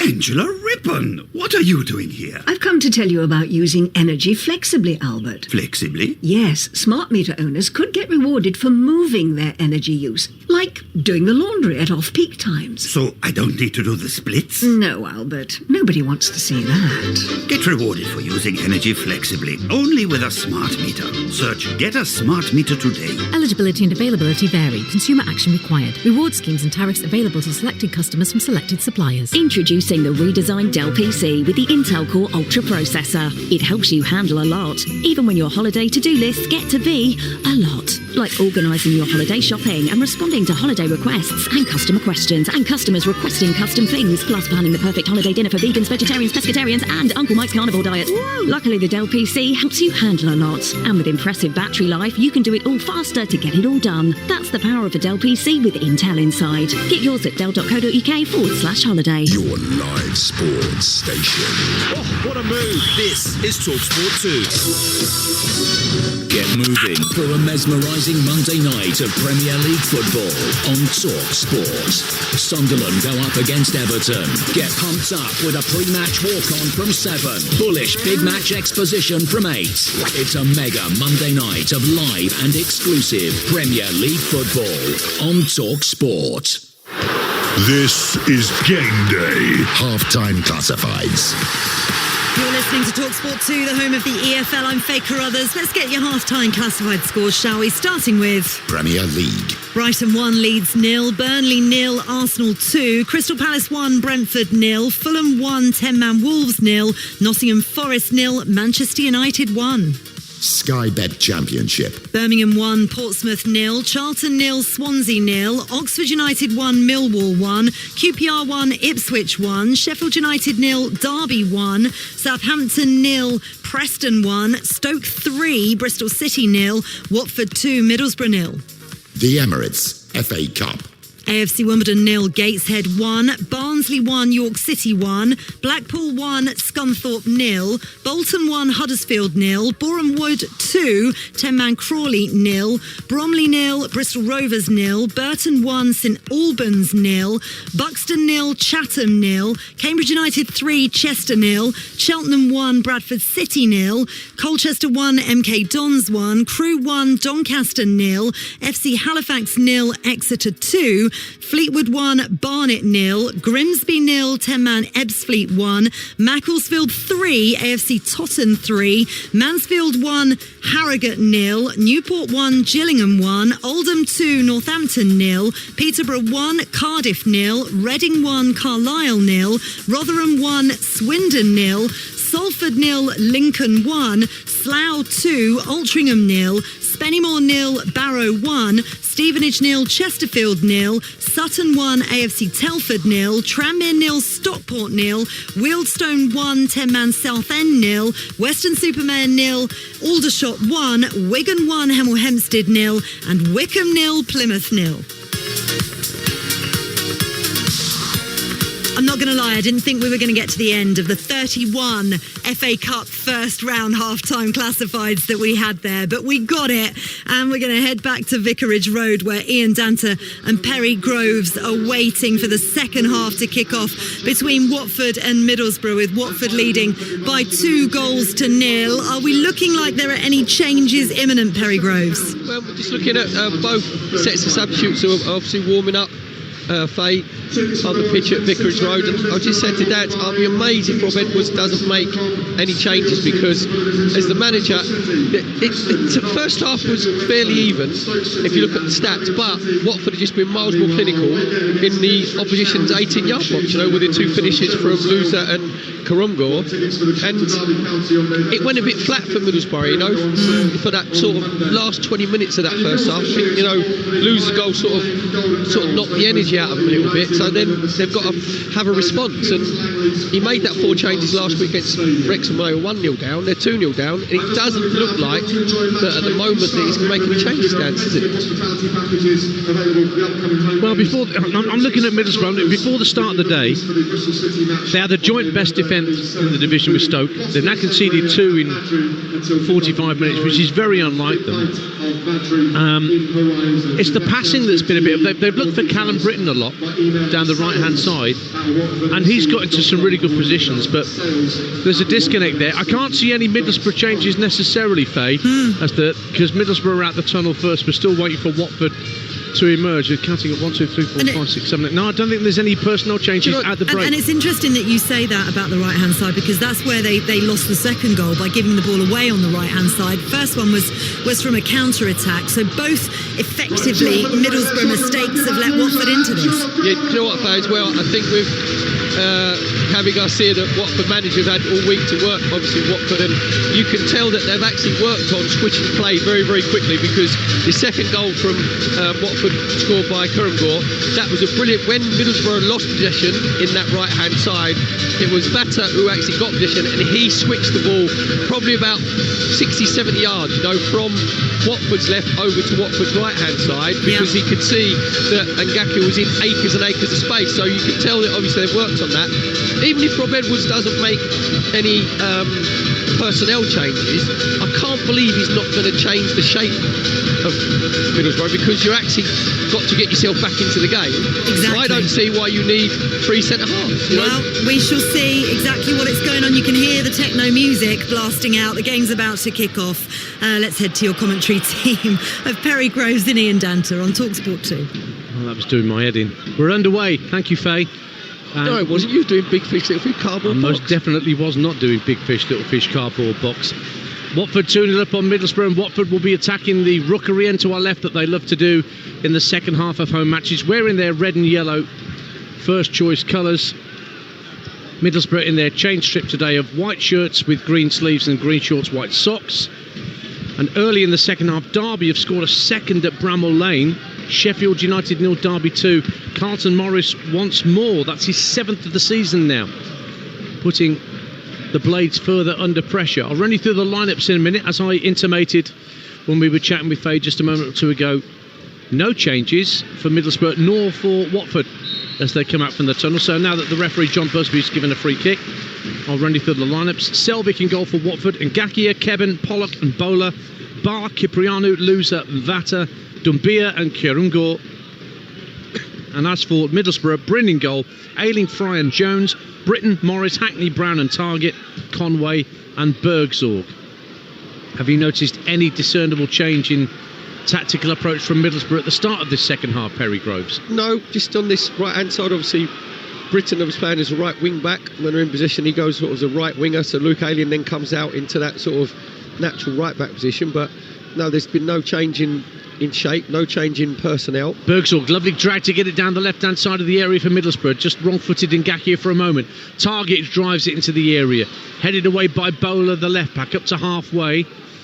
But that's calmly taken down by Fry, the Middlesbrough captain. Now Aidan Morris takes over. Burton Albion get a second in the FA Cup at home to St Albans City. Charlie Webster for the Brewers. Vata tries to win a throw. Ends up being a throw to Watford as he hits it against Hayden Hackney. I think Perry Groves might have an inane stat of the day coming up. We just mentioned Burton against St Albans. St Albans have conceded 32 goals in the last 6 matches against Football League opposition. Average is 5.3 per game. But the last game they beat Forest Green 3-2. Oh, there you go. In the FA Cup. Well, they're 2-0 down at the Silver Lake. Colchester back in front against MK Dons in the FA Cup. Perry will be delighted to know. Harry Anderson making it 2-1. And Charlton leads Swansea in the Championship by a goal to nil. Charlie Kelman early in the second half at the Valley. Here at Vicarage Road, a couple of minutes gone in the second half. Watford 2, Middlesbrough 0. Middlesbrough in possession just over the halfway line with Aidan Morris. Plays a short 1-2 with Hayden Hackney. Now out to Target on the far left-hand side. Keeps the ball away from Ngakia. Hackney tries to feed Target down the left-hand side of the box, but Kevin protects the ball well and lets it trickle over the dead ball line for a Watford goal kick away to our right, 2-0. That's been like a recurring theme for Middlesbrough, Dads, isn't it? Apart from that first sort of 10-15 minutes where Hayden Hackney's come from this right-hand side, drifted over to the inside left position. He just tried to play in that target and basically just hit it far too hard. In the end, it was easy for Kevin, just let the ball roll over the dead ball line, goes out for a goal kick. So there's been a lot of times when Middlesbrough had that. Dumbia gets away down the right-hand side. As Barr missed a header, but it worked for Dumbia. Goes for goal! Fantastic goal! Wowee! Watford are 3 up. A quite sensational hit from Mamadou Dumbia. The ball went down the right-hand side once more, over the head of Kwadwo Barr. But Dumbia seized upon it, turned in field, got up to the edge of the area and unleashed a rocket that Solbury never got near. And Watford are going goal crazy at the Vic this afternoon. It's an unhappy return for Rob Edwards. Middlesbrough protesting it, but the goal's going to stand. Watford 3, Middlesbrough 0. Dance, quite simply, that is an absolute worldie. As the ball's just played down that right-hand side for Watford, it comes to Dumbia, then Middlesbrough just back off. Just looks like it's Brown who should be going to engage him. Then Fry comes across. Fry's got to go and engage him better. Gets it onto his left foot. Then he decides, right, I'm going to put my left foot through it. Puts his laces through it completely. It gives Bryn absolutely no chance in the Middlesbrough goal. High to his left-hand side. That is the game done and dusted, Dance. But that sort of encapsulates what's been wrong with Middlesbrough. They're surrounding the referee, John Busby, now because they're asking for a foul. It's not a foul. All it is coming together. Just go and engage the ball. Brilliant goal from Dumbia. Again, that is Watford at their clinical best. 3 shots on target, Dance, 3 goals. And a first goal of the season for Mamadou Dumbia, the academy graduate, just 19 years of age. You'll remember that for an awfully long time to come, because he gave that the treatment from 20 yards out, and it fairly tore into the net. It was still rising when it hit the back of the net. Watford 3, Middlesbrough 0. 5 minutes gone in the second half.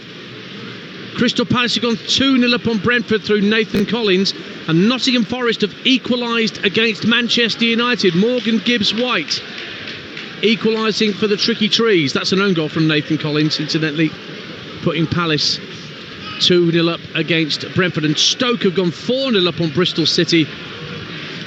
Junior Chamadeo early in the second half of the Potters. What a great afternoon for them. Oh, and Ipswich lead at QPR. Back in front there through Marcelino Nunez. Kieran McKenna, one of those managers linked with the vacancy at Celtic. So Middlesbrough, boy oh boy, they've got mountains to climb here. Rob Edwards looks on just down beneath us as Matt Targett has possession. Nicks it infield to Aidan Morris. Tries to curl it from the left-hand corner of the area, but it was deflected. Comes back to Hackney, who drives the ball first time well wide in the end. Just tried to take a snapshot as the ball ran across his body, but he didn't get hold of it. It's a goal kick to Watford, who lead 3-0 as Chatham Town of the Southern Premier lead at National League North Buxton in the FA Cup. And it's 3-0 here to the Hornets. Little touch from Rocco Vata. Stays in play on this near side, the Middlesbrough right, and Hackney tries to play the ball across the area for Conway. Headed away. Has that gone for a corner? No, it's a throw to Middlesbrough right by the corner flag in front of the Borough fans, who were looking a little dejected away to our right-hand side. Things have got to change, and quickly. Watford are really enjoying themselves here this afternoon. Luke Ayling winding up for a long throw, but as we mentioned, on this near side there's not a lot of room to get a run. He still gets the throw in, but it's flicked back towards the edge of the area. Barr gets it clear for Watford, but Targett is first on the scene to guide it back to his goalkeeper. And now Sol Bryn hits a diagonal ball, good ball out to Tommy Conway, and plenty of space on the Middlesbrough left. Now comes infield to the centre of the half, looking for an option. Strokes it to his right for Ayling, moving up on this right-hand side. Infield it goes to Hackney. Again, Hackney tries to get the afterburners on, get down the right-hand side of the area. He fouled Cipriano, who was staying with him. And it's a free kick. Nottingham Forest have taken the lead against Manchester United. It's now 2-1 to Forest, Perry. Nicolo Savona. First 2 goals for Nottingham Forest under Sean Dyche in the Premier League. Obviously got their really good win in Europe against Porto. And Gateshead are 2-0 up at AFC Wimbledon in the FA Cup. Fenton John with the third for the side from the northeast. 3-0 here to Watford, and no sign of any Middlesbrough changes yet to try and change things. Try and change the pattern of this game. Ayling brings it clear for Middlesbrough up to halfway, clips it along the halfway line out to the left, and Matt Targett, he leaves it for Morris. Now Brown spots Britton in a bit of space, just tucks it infield, gets it back to Hackney, right hand side of the area. Got 3 to aim at with the cross, and he hits the near post, and it's headed behind by Pollock for a Middlesbrough corner in front of the travelling fans. 3-0 to Watford. 8 minutes gone, second half. Perry Groves. Good defending from Pollock at his near post. Kevin and Pollock, the two centre halves from Watford, have been very, very solid today. With Hayden Hackney again, just trying to get a little bit of inspiration from Middlesbrough. Corner for Middlesbrough on their right-hand side. Target going to take it. Clutch of players. About 10 players, 5 from each side around the penalty spot. Just away to our right-hand side. Hearts 3 upon Dundee in Scotland. And Doncaster equalised at Crewe in the FA Cup. That's 1-1. Billy Sharp for Donny. Referee's happy there's no more pushing and shoving in that clutch of players around the penalty spot. And he's going to allow Matt Target to take this corner kick. In it comes from the fullback into the near post. Where's that going to drop? Edge of the 6-yard box. There's a scramble trying to get onto the loose ball. Bergsall, was that handball by Pollock? No, it was a foul on Pollock as he fell to the floor and put his hand on the ball. That's because he'd been clipped. And Watford get a free kick when Middlesbrough wanted a penalty kick. 3-0 to the Hornets. Dance, that was more like a maul, wasn't it? There's a ruck forming because as Pollock tried to win the ball, someone tripped him and he actually went flying through the air and ended up landing on the top ball of his chest. I think John Busby, the referee, was actually quite relieved because it got a little bit ugly there, to be fair. The ball was, under a melee of bodies. In the end, he gives the free kick for Watford and they just try and play out from the back. 10 minutes gone in the second half on Talksport 2. Remember, live FA Cup action after we're done here at Vicarage Road. Brackley Town against Notts County. 5:30 kick-off, folks, so stay on this frequency and we'll guide you through that first round tie between Brackley Town and League 2 Notts County. And then we're off to Co-op Live in Manchester for the undercard from 7:30 ahead of the main event. Joshua Boatti against Zach Parker for the British light heavyweight title. And we'll switch to Talk Sport from 10 o'clock after they've done with our commentary game at 8 p.m. on Talk Sport from the Premier League, Liverpool against Aston Villa. Loads of live sport this weekend. Tranmere 0, Stockport 1 in the FA Cup. Jack Diamond puts Stockport ahead in a, well, you can call that a local derby, can't you? And Sutton in the National League now 2-0 up on AFC Telford. 3-0 here to Watford. And I'm still waiting, Perry Groves, for Rob Edwards to deal something from the pack. Well, it's Damon's invitation now from Middlesbrough's point of view, 3-0 down. Then what you're hoping, you get a little bit of magic, get yourself back into the game at 3-1, put that little bit of doubt in the Watford players' minds. But at the moment, Dance, it's absolutely rocking here, isn't it, at Vicarage Road? Because I don't think their wildest dreams the Watford fans would see their team being 3-0 up against Middlesbrough, a team that has been in really, really good form. Obviously, second in the table coming in today's game. Only one defeat, remember, up until today for Middlesbrough. Here's Alan Brown, centre of the Watford half, steps away from Loser, but across comes Barr with a brilliantly timed challenge, particularly as he's on a yellow card. And then he shows great strength to hold up two Middlesbrough players, and now he's bringing it away at pace. Quadro Barr up to halfway. Great industry. Plays a good ball in field as well. Rocco Vata gets onto it. Oh, he tried to go for glory from 30 yards. Hit across the ball, and it went way, way wide. Worth a shy from Rocco Vata, but the tenacious work of Quadro Barr was quite brilliant for Watford there. 3-0. That all started because Barr was actually backing his captain Loser up, because Morris had the ball, skipped inside Loser. Barr comes in from that right hand side, he gets his first tackle in, then rides the second one, wins the third challenge, then he just gets it to Vata. And I was looking at Vata Dance, he's got his shot away from 30 yards. I'm thinking, please don't you dare look down at the pitch and pretend that there's a divot or a bobble or so, whatever. And he didn't, so he's all right, because as I say, there's no moles that you get around this area. But again, I think that just shows the difference in Watford out of possession and off the ball. Every one of them is working hard. Bergsall suddenly onto the loose ball for Middlesbrough, drives a right-footed shot, an inch or two wide of Selvig's right-hand post. He was at full stretch, diving to his right. Just dropped for Bergsall, 20 yards out, just to the right of the D. Hit a low daisy cutter, but it was well wide. So 3-0 here to Watford as we head round towards the hour mark at Vicarage Road. Colchester 2, MK Dons 2 in the FA Cup. MK level for a second time through Russian Hepburn Murphy. Grimsby 1, Ebbsfleet 1 in the FA Cup. Grimsby equalised through Danny Rose, and Birmingham lead Portsmouth 2-0 now in the Championship to Moki Iwata. Watford 3-0 up here, and loving it. Vata in the centre circle, tries to roll away from Morris, who caught him, free kick. And it's all going Watford's way. Yeah, Vata did really well in the centre circle, just spinning away from Morris. I think Morris's knee maybe caught him in the thigh, might have had a dead leg. Just earlier, Loser had the ball for Watford in his own final third, and he actually overplayed, and Herzog was the one who nicked it off him. So that's what Watford have to be careful of, not getting too overconfident, not overplaying too much, taking too many touches. So just a little warning there for Watford, because Herzog actually should have hit the target. In the end, it just goes past Selvic's right-hand post. So this is now just about game management, coming up to an hour playing. Now, Watford don't have to force it. They can stay in their 4-4-2 shape. Just leave Doumbia and Kurumga up front. Just have those two banks of four and just play off the two front men. That's the voice of Perry Groves, former Arsenal title winner, on Talksport 2. He'll be on Talksport tomorrow with Hugh Woozencroft and the team for Game Day Live. Goals from the Premier League and the FA Cup from 1:30. West Ham Newcastle is Perry's port of call tomorrow in the Premier League. In the Championship, Ipswich have gone 3-1 up at QPR. George Hurst with another for him for the afternoon. You're missing none of the action here because Morris is getting treatment at the moment. Not Morris, forgive me, it's the Watford player that's getting treatment at the moment in the centre circle. I think it's Vata. It is indeed Rocco Vata, the former Celtic Youth and Republic international. Grimsby now in front against Ebbsfleet of the National League South. Grimsby 2, Ebbsfleet 1, but Ebbsfleet are down to 10. And Vata's got a dead leg, it seems, because he's being carried off. He will not be able to continue. That's bad news for him.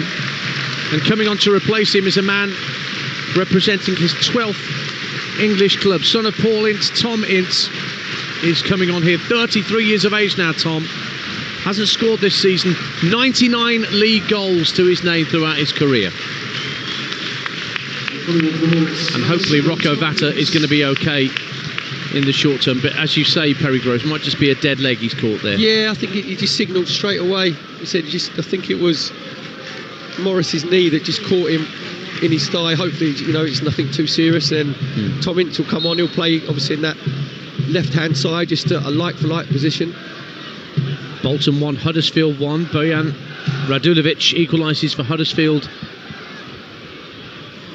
in the FA Cup first round. Middlesbrough, with just over an hour gone, 3-0 down and staring their second defeat only of this season in the face. They've got half an hour to try and rescue the situation, but they're going to need goals quickly.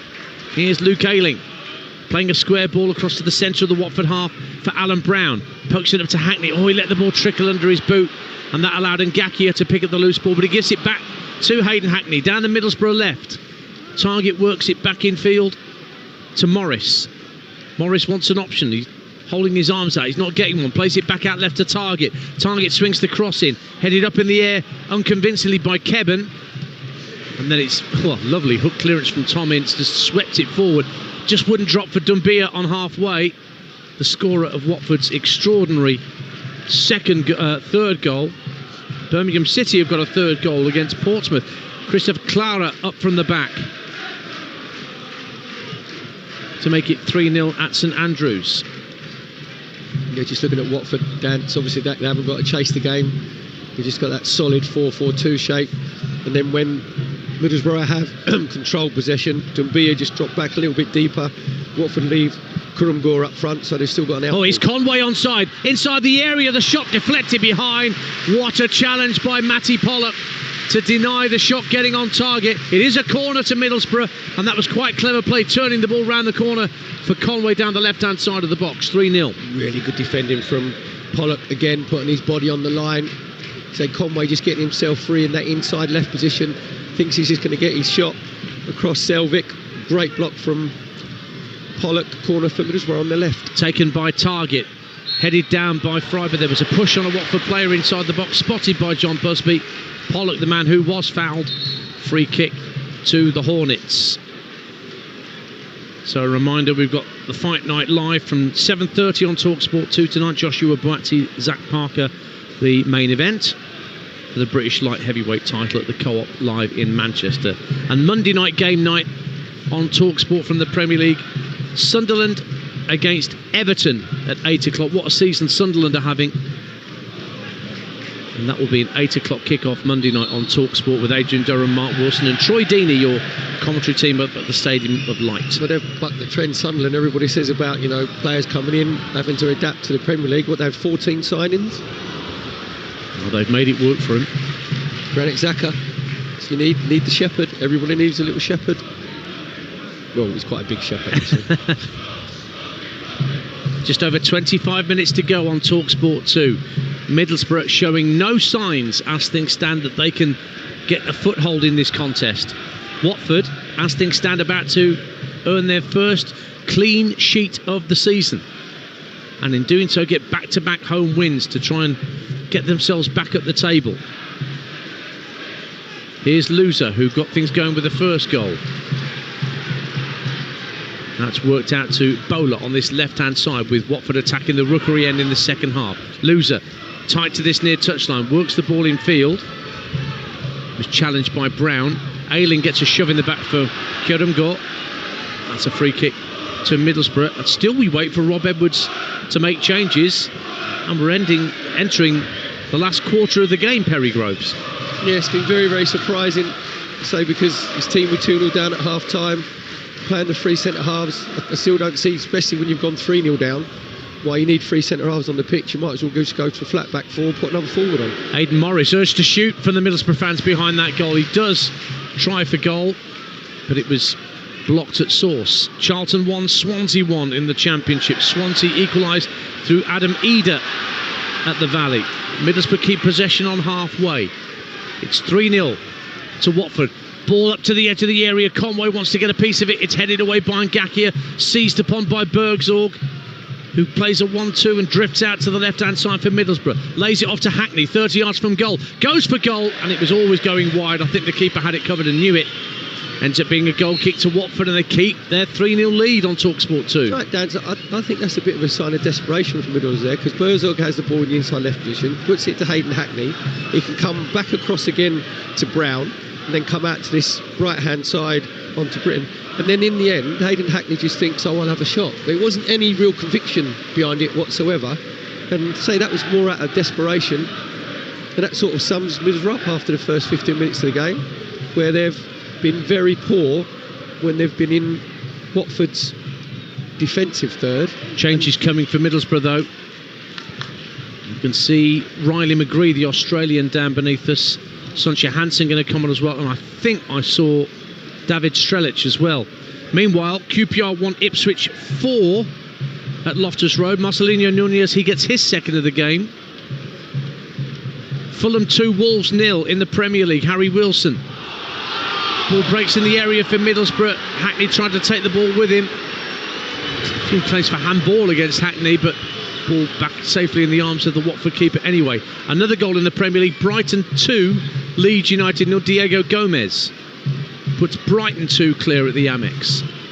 Wolves are down to 10 men against Fulham, who are 2-0 up, as I just mentioned. And it is indeed, it's going to be 4 substitutes. He's done it again, but this time not at half-time. He's done it with a quarter of the game to go, Rob Edwards. Dance, the horse hasn't bolted. It's actually disappearing over the horizon. This is far too late for Rob Edwards. Cipriano keeps the ball alive for Watford in the centre circle. Bolton go 2-1 in front against Huddersfield in the FA Cup at the Tough Sheets. Richard Taylor. Well said. Thank you. Always a tricky one. Loser on halfway. Certainly not a loser today. Been instrumental in all the good stuff that Watford have been doing coming forward. He finds Ince, left-hand side, chips the ball up to the edge of the area. Headed back to him by Bowler, who'd got into a forward position. Loser now works his way in field. Plays a 1-2 with Kjørumgaard, trying to turn away from the attentions of Dale Fry. Has to work the ball all the way back to the halfway line. And then Pollock chips the ball forward. Good run from Doumbia, but the ball just skipped away from him and through to the grateful arms of the goalkeeper. Still the 4 subs wait to make their entrance. Ball given away by Middlesbrough in the centre circle. In fact, it's a 5-man change. Cali Sen's coming on as well. But first things first, here come Watford, crossing the ball from the right through Kwadwo bar. Cleared away. Stoke City 5, Bristol City 0. Hat-trick for Divine Mubama. Reading 2, Carlisle 0 in the FA Cup, and the ball's out of play for a throw. And does this finally signal the 5 changes for Middlesbrough? It would appear so. And we start with Strelic coming on for Alfie Jones. That's definitely an attacker for a defender. So the poor fourth official's got to really work hard with his little numbers digits. Also coming off Delano Bergsorg makes way for Whittaker, Morgan Whittaker, who recently scored his first goal for Middlesbrough. Substitution number 3 sees Aidan Morris replaced by Riley McGree. Substitution number 4 will see Cali Sen, who you and I, Perry, saw score a lovely goal down at Southampton a few weeks ago. And he's going to come on for Hayden Hackney, who's being brought off here. Interesting decision from Bob Edwards. And the final player coming on is Sonja Hansen. Hackney's only just realised that he's been hooked here. Now he's jogging over. Oxford 1, Millwall 2 meantime. Jake Cooper's put Millwall back in front at the Kazam. It's a big goal for Millwall. And the final change sees Tommy Conway making way for Sonja Hansen. So I always said if Barry Fry was still managing in this day and age, Perry Groves, he'd be making 5 substitutions at once every single game. I think but it's so rare to see it. I think the EFL needs to bring in a rule dance because they don't realise how difficult it is for the commentators and the co-commentators and the fourth official to actually write down who's going off, who's going where, who's playing on what. 5 at a time. 5 changes all at once made by Middlesbrough, and they've got 20 minutes to do something about this 3-0 scoreline by which Watford are cruising to victory. Well, Whittaker come out on this right-hand side, Sen go up front, Hansen on the left-hand side, just to see if put a bit of fresh energy. Well, Whittaker now trying to get onto a loose ball, but he's been beaten to it by Bowler. Ince down the left-hand side of the area, tries to play the ball inside Britton, but Callum Britton gets it clear for Middlesbrough, straight onto the head of Pollock, who heads it strongly back downfield. It's going to drift out of play for a Middlesbrough goal kick, is it? Yes, it is. Mansfield 2, Harrogate 1 in the FA Cup. George Maris for Mansfield. Tranmere equalise against Stockport County in the first round of the Cup. That's 1-1 now. The League 2 side level through Amari Patrick. Swindon level at Rotherham in the FA Cup. That's 1-1. Ollie Palmer. And it's 3-0 to Watford here on Talksport 2 with 19 minutes left. Whittaker, first time ball out to the left-hand side. He's done well. He's found Riley McGree. McGree will lay it off to Brown in the centre of the Watford half. McGree again tucks it out to Target on the left-hand side. Ball along the deck. Strelic with his back to goal trying to hold on to the ball. Can't do so. Ngakia plays it clear. Good hold-up play from Dumbia. Out towards the far touchline.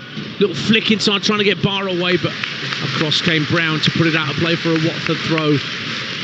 But the home fans, there's got to be 18,000, I would say, inside Vicarage Road this afternoon. Perry Groves delighted with what they're seeing. Delighted. Very much so, Dan. So they had to not stay in the game in that first 15 minutes, but they've been absolutely ruthless for their finishing. Every single goal has been the top quality from Loser, Karunga and Dumbia. Dumbia is especially danced with obviously the sort of 25-yarder left foot top corner. But I'm looking at Middlesbrough. They've gone 4-2-4 now, right? With 4 new forwards up front. You've got Whittaker on the right-hand side, with Sen and Strelic through the middle. Yeah. McGree on the left-hand side. So why didn't Rob Edwards do that at half-time, or worst ways out after 5 minutes? Because his team were 2-0 down and they were desperate to get back into the game. They go 3-0 down. Well, I think it's worth asking that question given that he made the 4 changes at half-time against Wrexham. That's the odd thing. Here is Whittaker, right-hand corner of the area for Middlesbrough. Trying to twist and turn away from Ince, who's at his back. Work back to Whittaker again near the right-hand corner of the box. Comes in field now. Ince still tracking the run. Whittaker tried to play it across, but Ince got his foot in. And now Kirungo brings it away. He's got Dumbia ahead of him. Dumbia now picks it up inside right channel for Watford. Only Kurungor up with him, and Barr now coming to join in the fun on the right-hand side. Dumbia goes for goal again, pushed out by Bryn, and he drops on the loose ball before Kurungor can get to it. Dumbia fancied another belter from just outside the area. 3-0. Good link-up play again from Watford's two centre forwards, Dumbia and Kurungor. Kurungor picking the ball up, centre circle, releasing Dumbia on that right-hand side. Again getting onto his left foot. This time he's trying to bend it inside Bryn's bottom right-hand corner. Couldn't quite get enough whip on it. Poor crossfield ball from Whittaker, seized upon by Ngakia. Here's Dumbia in the centre circle for Watford. Finds Ince. Brighton 3, Leeds 0 in the Premier League. Diego Gomez with his second and Brighton's third. Stockport back in front of the FA Cup at Tranmere through Ollie Norwood. Tranmere 1, Stockport 2. Bournemouth 3, Crawley Town 0. What a day for the National League side against League 2 Crawley. And Barrow 2-0 up at Spennymoor Town elsewhere in the first round. And Sheffield United get a goal back at home to Derby. Sheffield United won Derby 3. Callum O'Hare with a goal back from the Blades. Ball's up to halfway. Dumbia won't get onto that. It's out of play. It goes for a Middlesbrough throw. A couple of changes coming up for Watford. Jeremy Petrie is going to be brought on. So too Nestori Irankunda. And we're about to find out who is making way for those two gents to come on to see this game out for Javi Gracia and Watford. Bowler's come over to this near side, but I think he's getting some instructions rather than being switched over. And now Rob Edwards is bringing a few players over because Dale Fry's been receiving treatment on the far side of the field, so a chance for some impromptu coaching. But here come the changes for Watford, and Kwadwo Barr, who's put in quite a shift on that right hand side, but he did pick up a yellow card in the first half. He's making way for Jeremy Petrie.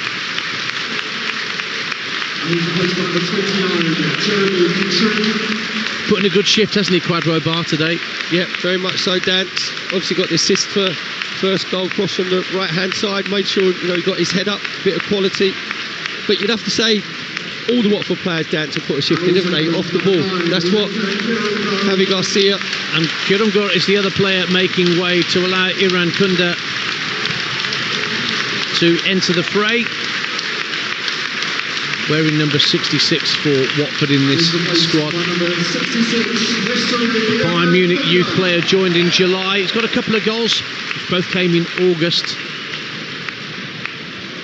More diminutive than the man he's replaced. Bromley 0, Bristol Rovers 1 in the FA Cup. Deadlock broken in that cup tie by Fabrizio Cavegni. So back underway on Talksport 2 with 14 minutes to go. Don't forget, we're off to the FA Cup next here. Stay on this frequency for Brackley Town against Notts County. 5:30 kickoff between Brackley and Notts County, and then in the Premier League at 8 o'clock on Talksport, Liverpool against Aston Villa is our exclusive commentary for you. Yeah, Petrie just going on that right hand side, just trying to negate the threat of Hansen, who's playing on the wide left, obviously, because Middlesbrough have gone the 4-2-4 now. Barr's just getting a round of applause because he walked around the perimeter of the pitch from where he walked off on the far side. He's just given his shirt to a little girl in the front row as he goes back to join his teammates on the bench. Did you have to sign up, "Can I have your shirt"? I'm not sure that it did. When I was at Highbury, they used to have signs up, "I don't want your shirt." It was a bit hard. Good flick on by Irankunda, and Dumbia, who scored Watford's third, is quickly onto it. Left hand side, plays it back in field. Good touch, Irankunda. He's got Loser calling for it on the right hand side of the box, but he actually tried to thread it through to Petrie. And Middlesbrough were able to get possession back and bring it clear. Irankunda just picked the wrong pass. Really good link-up play with Dumbia. Should have rolled it out to Loser on the right-hand side. Tried to roll in Petrie. Here is Callum Britton for Middlesbrough. 12 minutes to go on Talksport 2. Middlesbrough 3-0 down. Alan Brown goes for a speculative shot, just into a crowd of players just inside the area. Shades of desperation now about what Middlesbrough are doing. Burton Albion 4, St Albans City 0. What were you talking earlier about St Albans' goal against record not being great? St Albans, average, they concede 5.3 per game in the FA Cup first round against league opposition. Hearts 4-0 up on Dundee in Scotland. Thomas Magnuson with the 4 for the Jam Tarts. Fantastic year for the side from Tynecastle. Can they break the stranglehold of Celtic for the Premiership title? Matt Targett brings the ball out of the sky when he was trying to keep it away from Petrie on the Watford right. It's now moved across to the Middlesbrough right. Britton. Infield it goes to Riley McGree. Plays a short 1-2 with Brown. Barnsley have turned it around against York. 2-1 they lead now in the FA Cup. They were a goal down, but Davis Keeler-Dunn's got his and Barnsley's second. Here is Sonja Hansen playing the ball in field to Luke Ayling. We'll get team news from Brackley, Notts County in just a moment, but here comes Morgan Whittaker down the right-hand side of the box for Middlesbrough, clips it to the far post. Hansen tries to help it back across the face of goal for Sen, but got it all wrong, and Watford can bring it clear. It stays 3-0. Let's get that team news for our FA Cup tie at 5:30. Brackley Town, Notts County, with the details, Mike McCarthy. Well, League 2 Notts County have gone strong. Ness and Norburn come in, but frontman Jatta and Tottenham loanee Tyrese Hall start as well. The National League hosts have captain Gareth Dean back from suspension, former Wolves midfielder Jack Price among their 11 as well. Brackley Town, Notts County from 5:30 on Talksport 2. Thank you, Mike. So stay with us here and you'll hear that commentary in full. Or there's the game day phone-in over on Talksport with Jamie O'Hara. And I think Rory Jennings is with Jamie tonight, taking your calls on 03717 22 33 44. Wickham 2-0 up on Plymouth in the FA Cup. Cauley Woodrow gets the second, scored a great goal in the week against Fulham in the EFL Cup.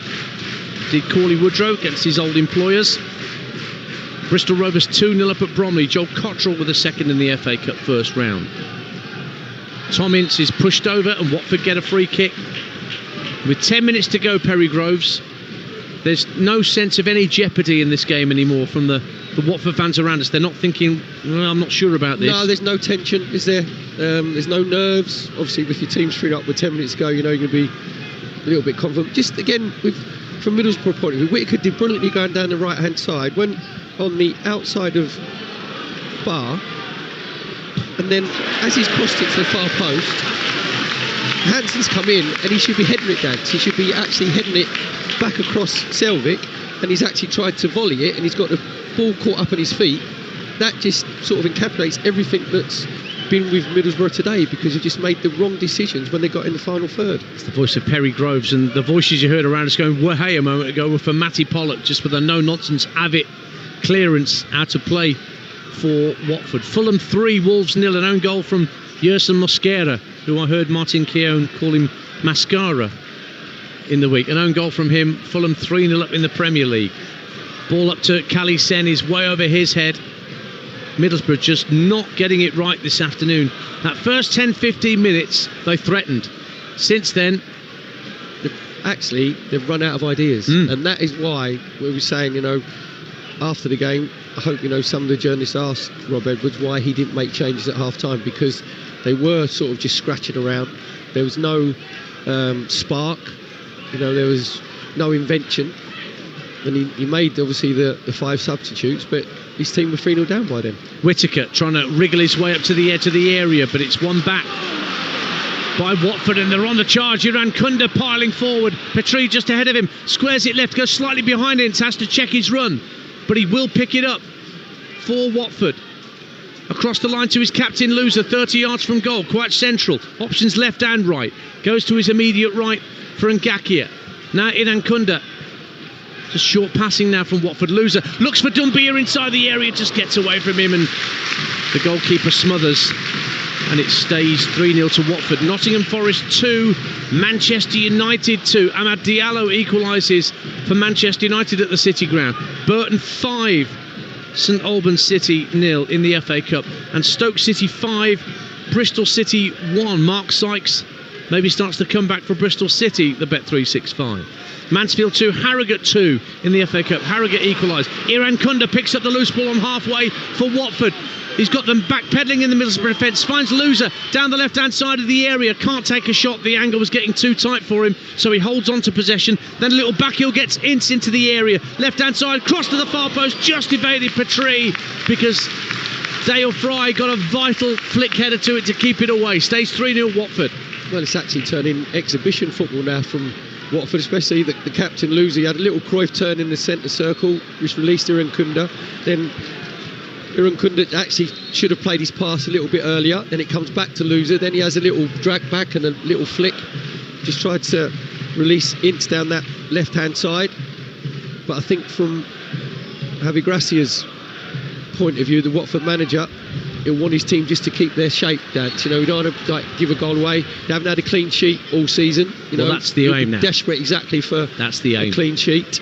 Well, they've got 6 minutes plus added time to protect that clean sheet that they've got. Middlesbrough have won a free kick tight to the far touch line. Over on the far side, the left-hand side for Middlesbrough, where they're attacking the Vicarage Road end in this second half. So Target's going to swing it in. The Middlesbrough fans still making plenty of noise away to all right, but they've had very little to sing about this afternoon so far. What can this free kick deliver for the Teessiders? Target steps up to the ball, good ball in, and it was Strelic who got kind of a combination of head and shoulder to it, and it went way over the crossbar. Watford get a goal kick, and the seconds tick away. 5 minutes to go on Talksport 2, plus added time. It's 3-0 to Watford. That's when Watford have been very, very good, Dan, when the ball's been coming into the box. I said about Kevin and Pollock, obviously two Watford centre halves, making sure that they get the first contact. Strelic, again, just trying to get across. I think it was Pollock. Pollock made sure he just shouldered him out the way, so he couldn't get a decent header. Looking at the as it stands table, Middlesbrough with this defeat would drop down to third because Millwall are still in front at Oxford United by 2-1. So Millwall, who we will be with them next Saturday lunchtime at home to Preston, are second in the table. Coventry lost last night on 28 points. Middlesbrough would move on to 26. Middlesbrough would stay on 25. Stoke would move on to 24. And Watford, with this 3 points they're picking up here, Perry, would go into the top half, into 10th. Well, before the kick-off today, Dan said only 6 points away from those playoff places. And you know, we was talking about trying to work out what formation. Here's Bowler with a cross to the far post. It swirls away from Watford players. Loser can't keep it in. It's a goal kick. You were saying, Perry? We were saying it's very difficult to work out the formations that Watford are going to play. You know, we know they've played the 5-3-2. You know, they're 4-3-2-1. You know, they've gone 4-2-2-2. I can guarantee you, Dan, the next game will be 4-4-2 without any shadow of a doubt. Yeah. Because that's what's worked for me today. Well, Imran Loser set the ball rolling for Watford, but he's being replaced by Eder Kiyembe for these last few minutes. Real shift from the captain. He wants to hand the captain's armband to somebody, and the referee says, just do it and hurry up. And Loser says, you're having a laugh, mate. I'm just going to milk it for everything that it's worth here, because obviously I'm the captain, I've got the first goal, and the other here is getting a standing ovation. The other player coming off should get a standing ovation, Mamadou Doumbia, for his fantastic strike that made it 3-0. Vivaldo Semedo, another Udinese signing, is coming on for him for these last 3 or 4 minutes of action here on Talksport 2. Colchester United 2, MK Dons 3 in the FA Cup. Concentrate in the league. And George Maris has made it Mansfield 3, Harrogate 2 in another topsy-turvy FA Cup first round tie of the one call. Macclesfield 6, AFC Tottenham 3. That was 3-3 at half time. We're ticking down towards the last 2 minutes of normal time here at Vicarage Road. Yeah, Semedo just got up front with Irankunda. It's a brand new front line for Watford. Ball bounces away from Semedo. Picked up by Kiyembe, who immediately looks for Bowler. Still full of running down the left-hand side. Whips the ball in for Watford. Cleared away on the half volley by Fry. Ince gets his head to it to keep it away from Whittaker. Kept in play by Pollock. Neatly done, actually, by Matty Pollock. Just thump it anywhere. Worked it down the line for his teammate.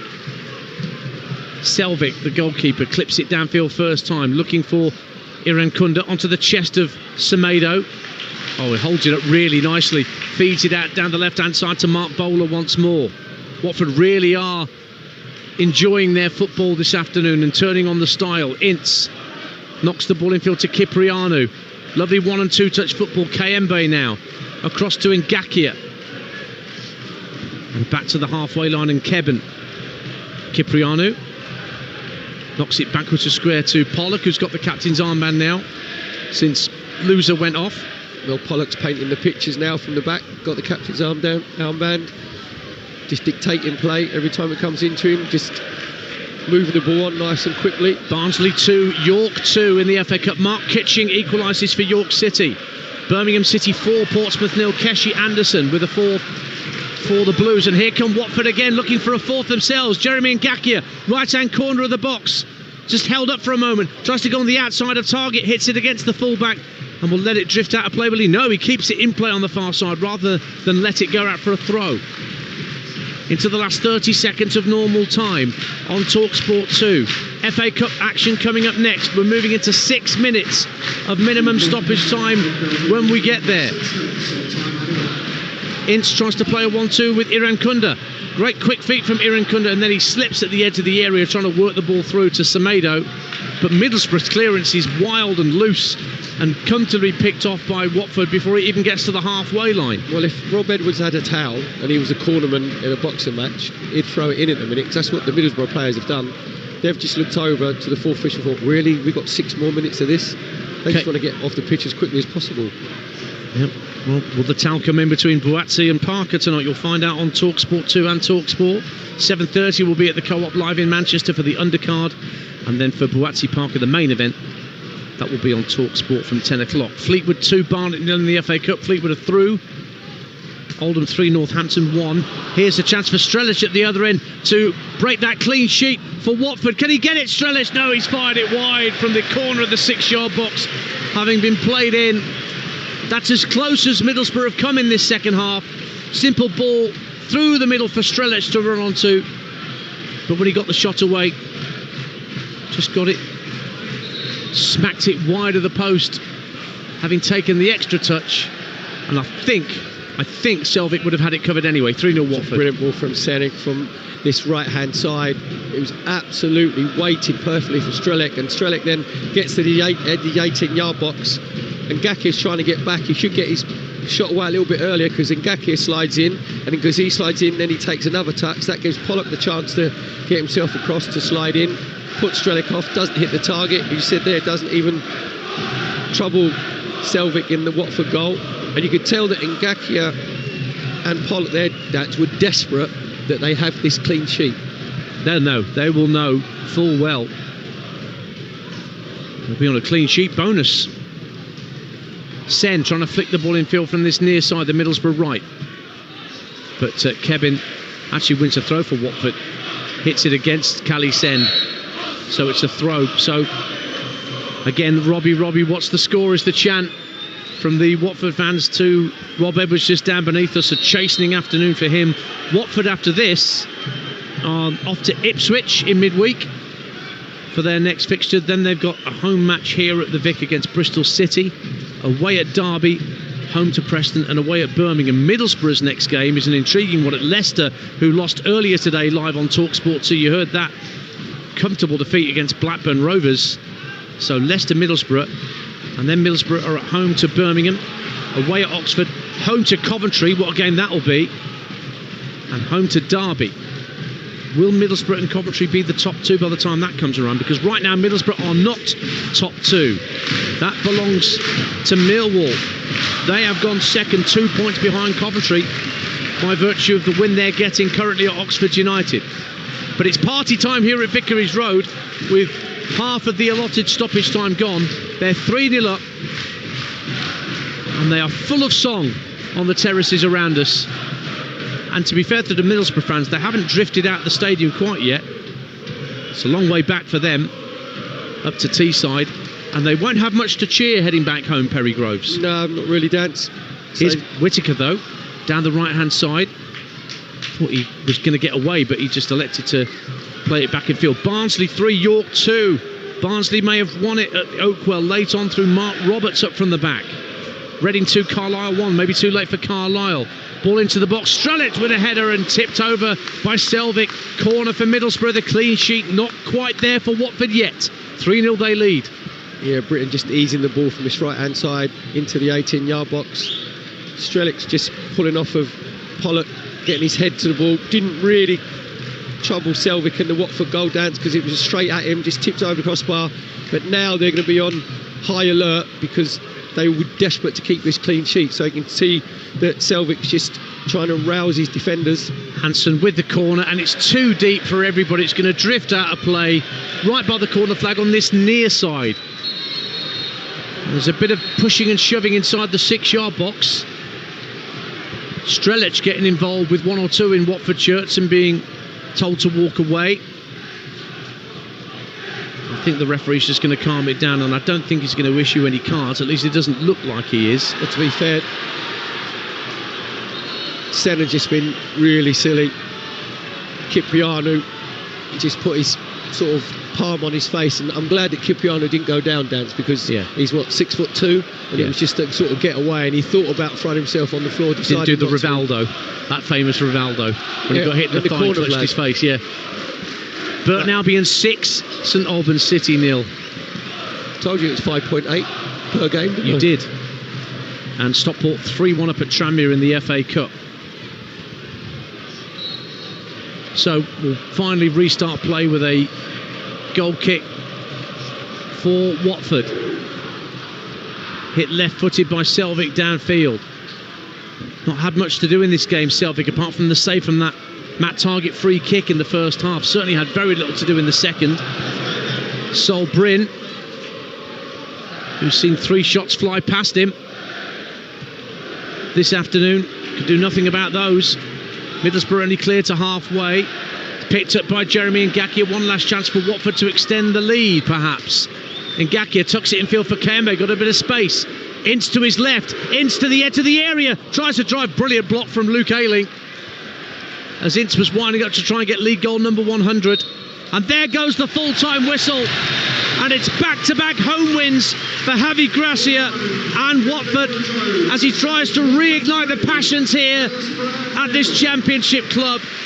And they have convincingly beaten the side who started the day in second in Middlesbrough. 3-0. 2 goals in the first half. First from the captain, Imran Louza, and then from Luka Kierango. And then in the second half, a scintillating hit from Mamadou Doumbia with his left foot from the edge of the area. His first of the season settled matters completely. Middlesbrough lost their way after what had been a relatively encouraging start. But once Watford hit the front, there was only going to be one winner. Watford into the top 10. Middlesbrough dropped to third at full time at Vicarage Road. It's Watford 3, Middlesbrough 0. Brilliant stuff, Ian Danter. Thank you so much. Wow, what an impressive game of football that was from a Watford perspective, Perry Groves. And maybe, you know, they say never go back, but with Javi Gracia, quite clearly going back could potentially mean a decent season for Watford. Well, you can probably hear just can't get enough being played in the background in Depeche Mode. The Watford fans just can't get enough of this performance at the moment. They just can't get enough of Javi Gracia here at home. There's 2 games at home, 2 wins. And I have to say, Faye, to be fair to Watford, apart from the first 10-15 minutes where Middlesbrough did pass the ball nice and sharply but didn't really create anything, they never looked in any danger. As soon as Louza scored, which was a brilliant cross from Bath on the right-hand side, Louza let it go across his body, just finished it with his left foot, gave Bryn absolutely no chance. From then onwards, Faye, Watford were really in control, and obviously you're watching it back in the show, they're actually in control out of possession, where they haven't been like that this season before. You know, we said about, you know, what formation they went, the old-fashioned 4-4-2 with Doumbia and Kurumgur up front, and they just said to Middlesbrough, you try and break us down, and they couldn't. And then they were very good on the counter-attack, and that's how they got their second goal. It was brilliantly crafted. It was from Watford's left-hand side from Bata. Brilliant crossfield ball, 70 yards over the right-hand side to Ngakia. He just runs about 20 yards. See if he can pick the right pass. Absolutely can. Kurumgur, the Watford centre forward, makes a brilliant run as centre forward should do to the penalty spot. Gets in front of his marker and just redirects the ball with his right foot. Again, gives Bryn no chance. And Watford go in 2-0 up at half time, looking fairly comfortable. Yeah, they did look comfortable. I mean, I'm still a little bit perplexed as to why Rob Edwards didn't make changes. We predicted he was going to make half-time changes, and he didn't. And then he didn't change the formation in-game either. Now, I wonder whether that is, a personnel reason, whether there is something in terms of injury that we don't really know about, but it just felt like a really odd decision, and ultimately that's where they lost the game. Well, he made his 5 changes in the 70th minute, and his team were 3-0 down. So, as I said in commentary, the horse hasn't bolted; it's just galloping over the horizon. It's just very, very strange. As soon as he made all those changes at half-time last week against Wrexham, where he brought 4 subs on and he managed to get the equaliser, but they went 4-2-4. But it was too late, to put Watford under any pressure. Just to say, Faye, Shemiswai Poheta's just equalised for Oxford at home to Millwall. So Middlesbrough, even though they've been heavily beaten here, will stay second in the table because Millwall are going to drop points now. You literally took the words out of my mouth, Ian Danter, because I saw that come up. I was waiting. They were in the 8th minute of added time at the Kassam, and there was only supposed to be 5 minutes, and they scored that late equaliser in the 6th minute. But yeah, Millwall stayed third. Middlesbrough have got away with one a little bit, but equally didn't take the opportunity to take advantage of Coventry's defeat against Wrexham last night. But this is the Championship. Chops and changes the whole way through the season, and that is exactly why we love it, and exactly why I love working with you two every Saturday. Lovely to have your company as always. Cheers, Faye. Take it easy. Reciprocated. Yes, I shall see you very, very soon. And no mask needed for Perry Groves. Wow.